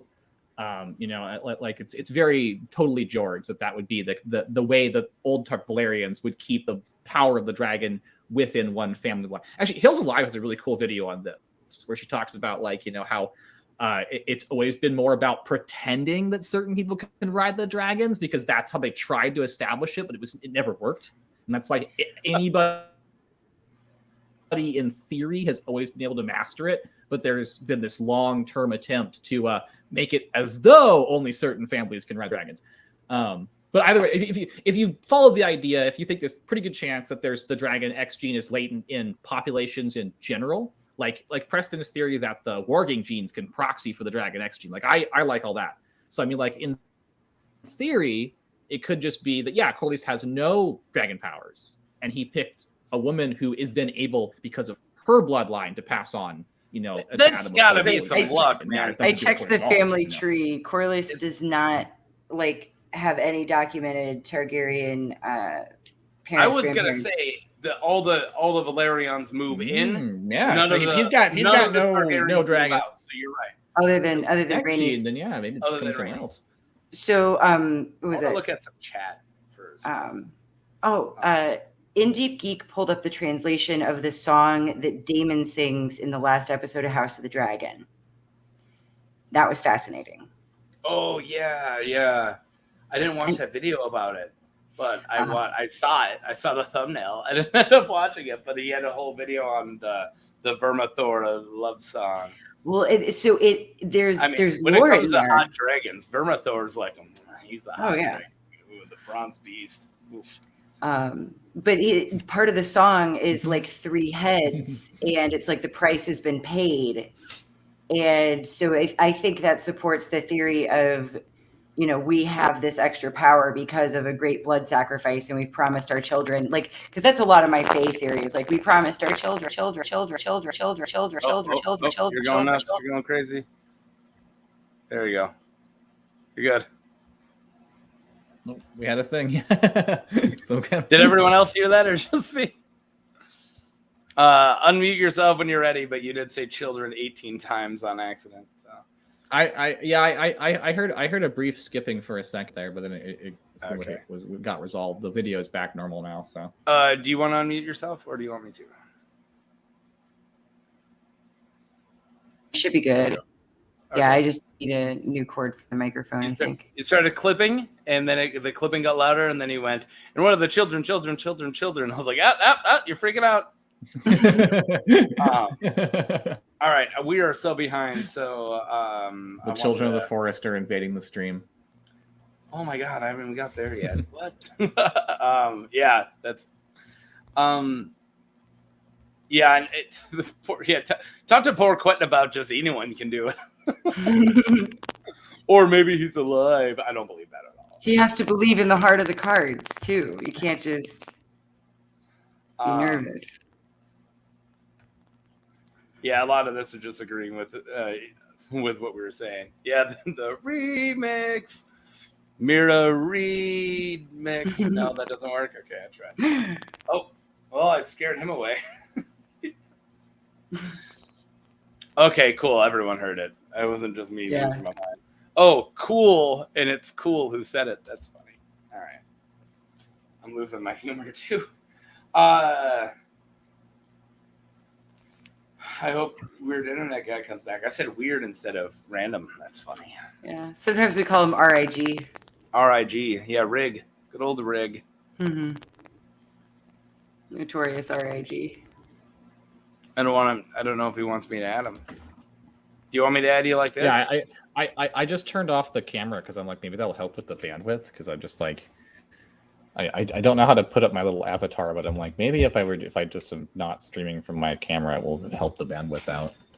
Well, now if your audio is different from your visual, we won't even notice. Now your audio is lagging. We don't know.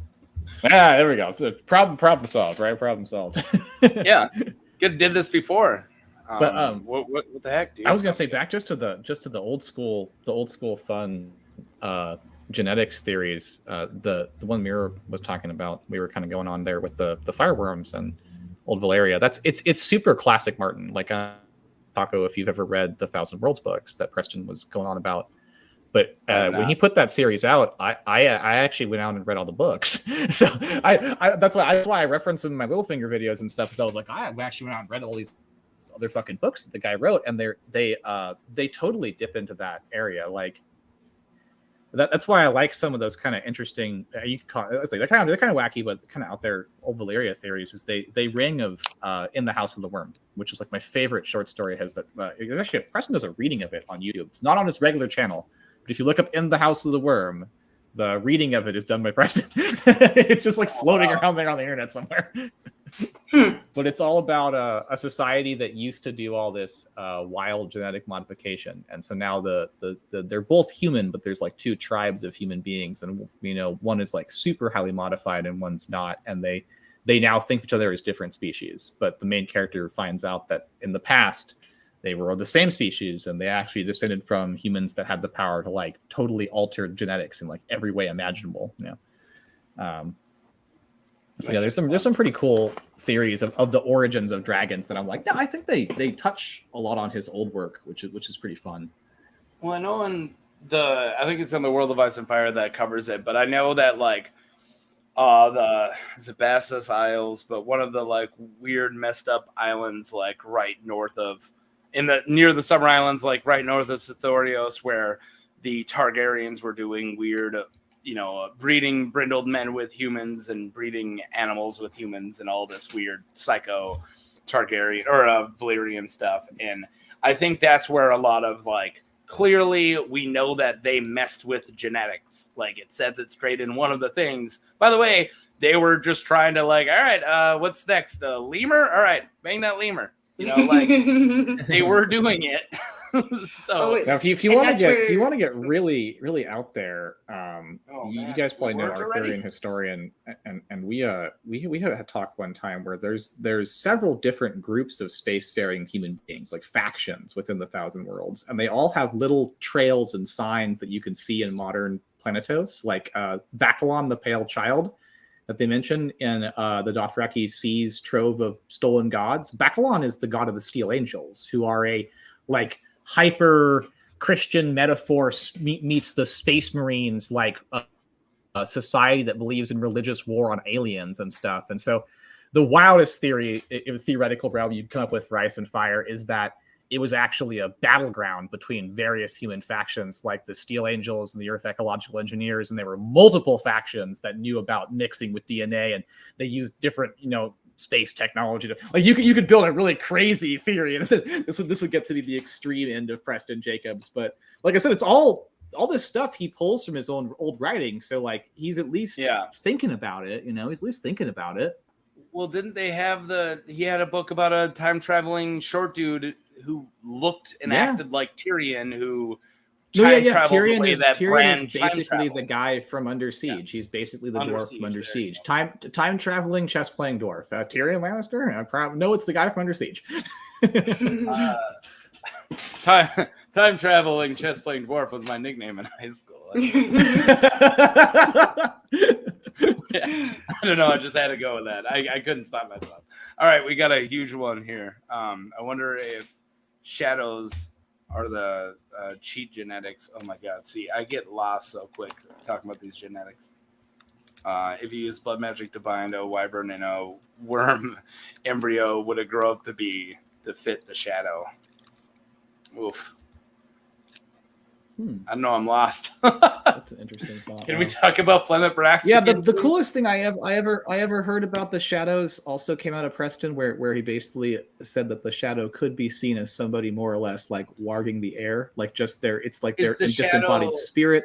Are you talking about the one that the wolf sees over Winterfell, or what's the shadow that we're talking about? Oh, I mean like the shadow babies, because like how Stannis dreams. He dreams that he actually goes and like fights Renly, and like we know the shadow does go and actually kill Renly. So like it's the theory being that Stannis's disembodied consciousness is actually running around as the shadow. Okay, that's nuts. I love that.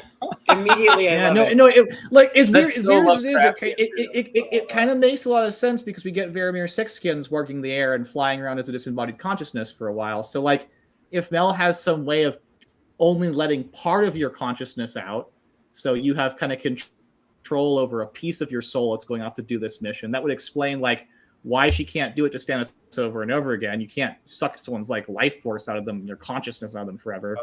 But it also kind of explains, it's like he's in a similar state as Varamir, where it would be like this disembodied, sort of wildness where he's just, it's the nerd club. Yeah. I feel like I'm being invaded by all you nerds. Yeah, we're great nerds. Although actually, I have a thing for this. I have it ready already. Yeah, gee, nerd alerts. I do actually have to run. It's a little late here on the East Coast. There. Oh, jumps to the table. Yeah. But, Yeah, if you got to get out of here, yeah, it's East Coast. Yeah, it's definitely later yeah. than it is. But thank you so much for thinking of me and having me on. It's been a lot of fun. I didn't think that you would be able to do it, and then you did something I was too dumb to think of, and that's actually just share it to our Discord group. So I'm glad Teamwork. you did that.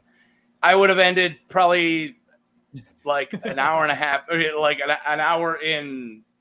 I would have gave up. So yeah, you did. Thanks a lot. That's what I should have just said. Thanks. Well, thank you. Yeah. We'll see you later, Mira. Just me and a disembodied. Yeah, I'm not gonna lie. Like 2.5 hours is like my live stream limit, because I sit in my chair and then like my back starts to hurt because I'm ancient, I'm like a fossil. Used to do 8 hours. I'm like, I'm sitting here this live stream, my back hurts. Well, we can both get out. I used to do 8 hours. Yeah, I would put a pillow on my chair. Oh, sorry. We're saying that there was a little cut in the sound there. What were you saying? You said you used to do 8 hours of stream? Yeah, I used to do 8-hour streams. I would call them my all-night taco stands on an old channel. And I would it would be on just a kitchen chair with a pillow for my ass, because my ass would die halfway through. And we would go all night, because the whole reason I'm doing this is I got to stay up all night and work tomorrow night. So I have to stay up all night to flip. So I would do like 10 o'clock to 6 in the morning streams, and they were baller. Like, a lot of people showed up. They were fun. That's a long stream.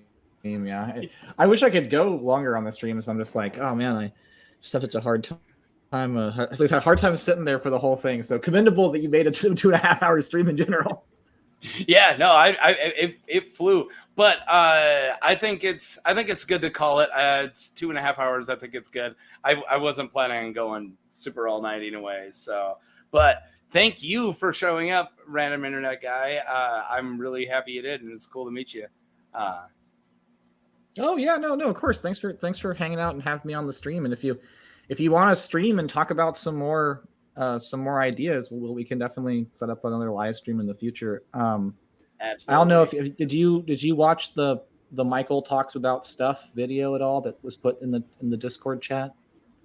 No, I didn't have a chance. I've been really crazy busy. Oh, I have not had it's super cool. I would say if you get a chance, watch the video. I watched it and I was like, man, it'd be fun to do a stream just on this topic.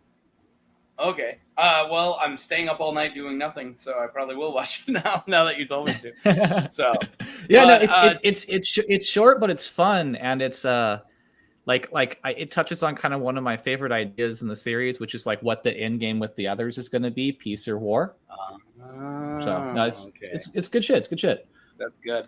Well, thank you again, and thanks of course to Mira jumping in and kind of bringing a bunch of people with her. I would have ended a long time ago, but she shared into that chat and it kind of that Discord, and it kind of everyone moved over. So everyone who came into the chat, you made the stream way cooler than I thought it was going to be. So Jackie, everybody, Rage Unicorn, cool. I'm gonna not say all your names and somebody's gonna get mad. But yeah, Rage Unicorn, I will probably join you for some after stream Dominion. I'm just jumping back to the chat right now to see what was going on. Yeah, it was moving fast, and I was like, I'm seeing Tom write, "Oh, behave." It was probably after I did the nerd alert, but the Austin Powers. Yeah, but yeah, let's get out of here. Thank you for having me, dude. Thanks, Taco. This was great. This was better than I thought it was going to be. So it was fantastic. Thanks for everybody, and yeah. So I'm just gonna say peace and click out. So that's all. Thanks, everyone. Peace. All right.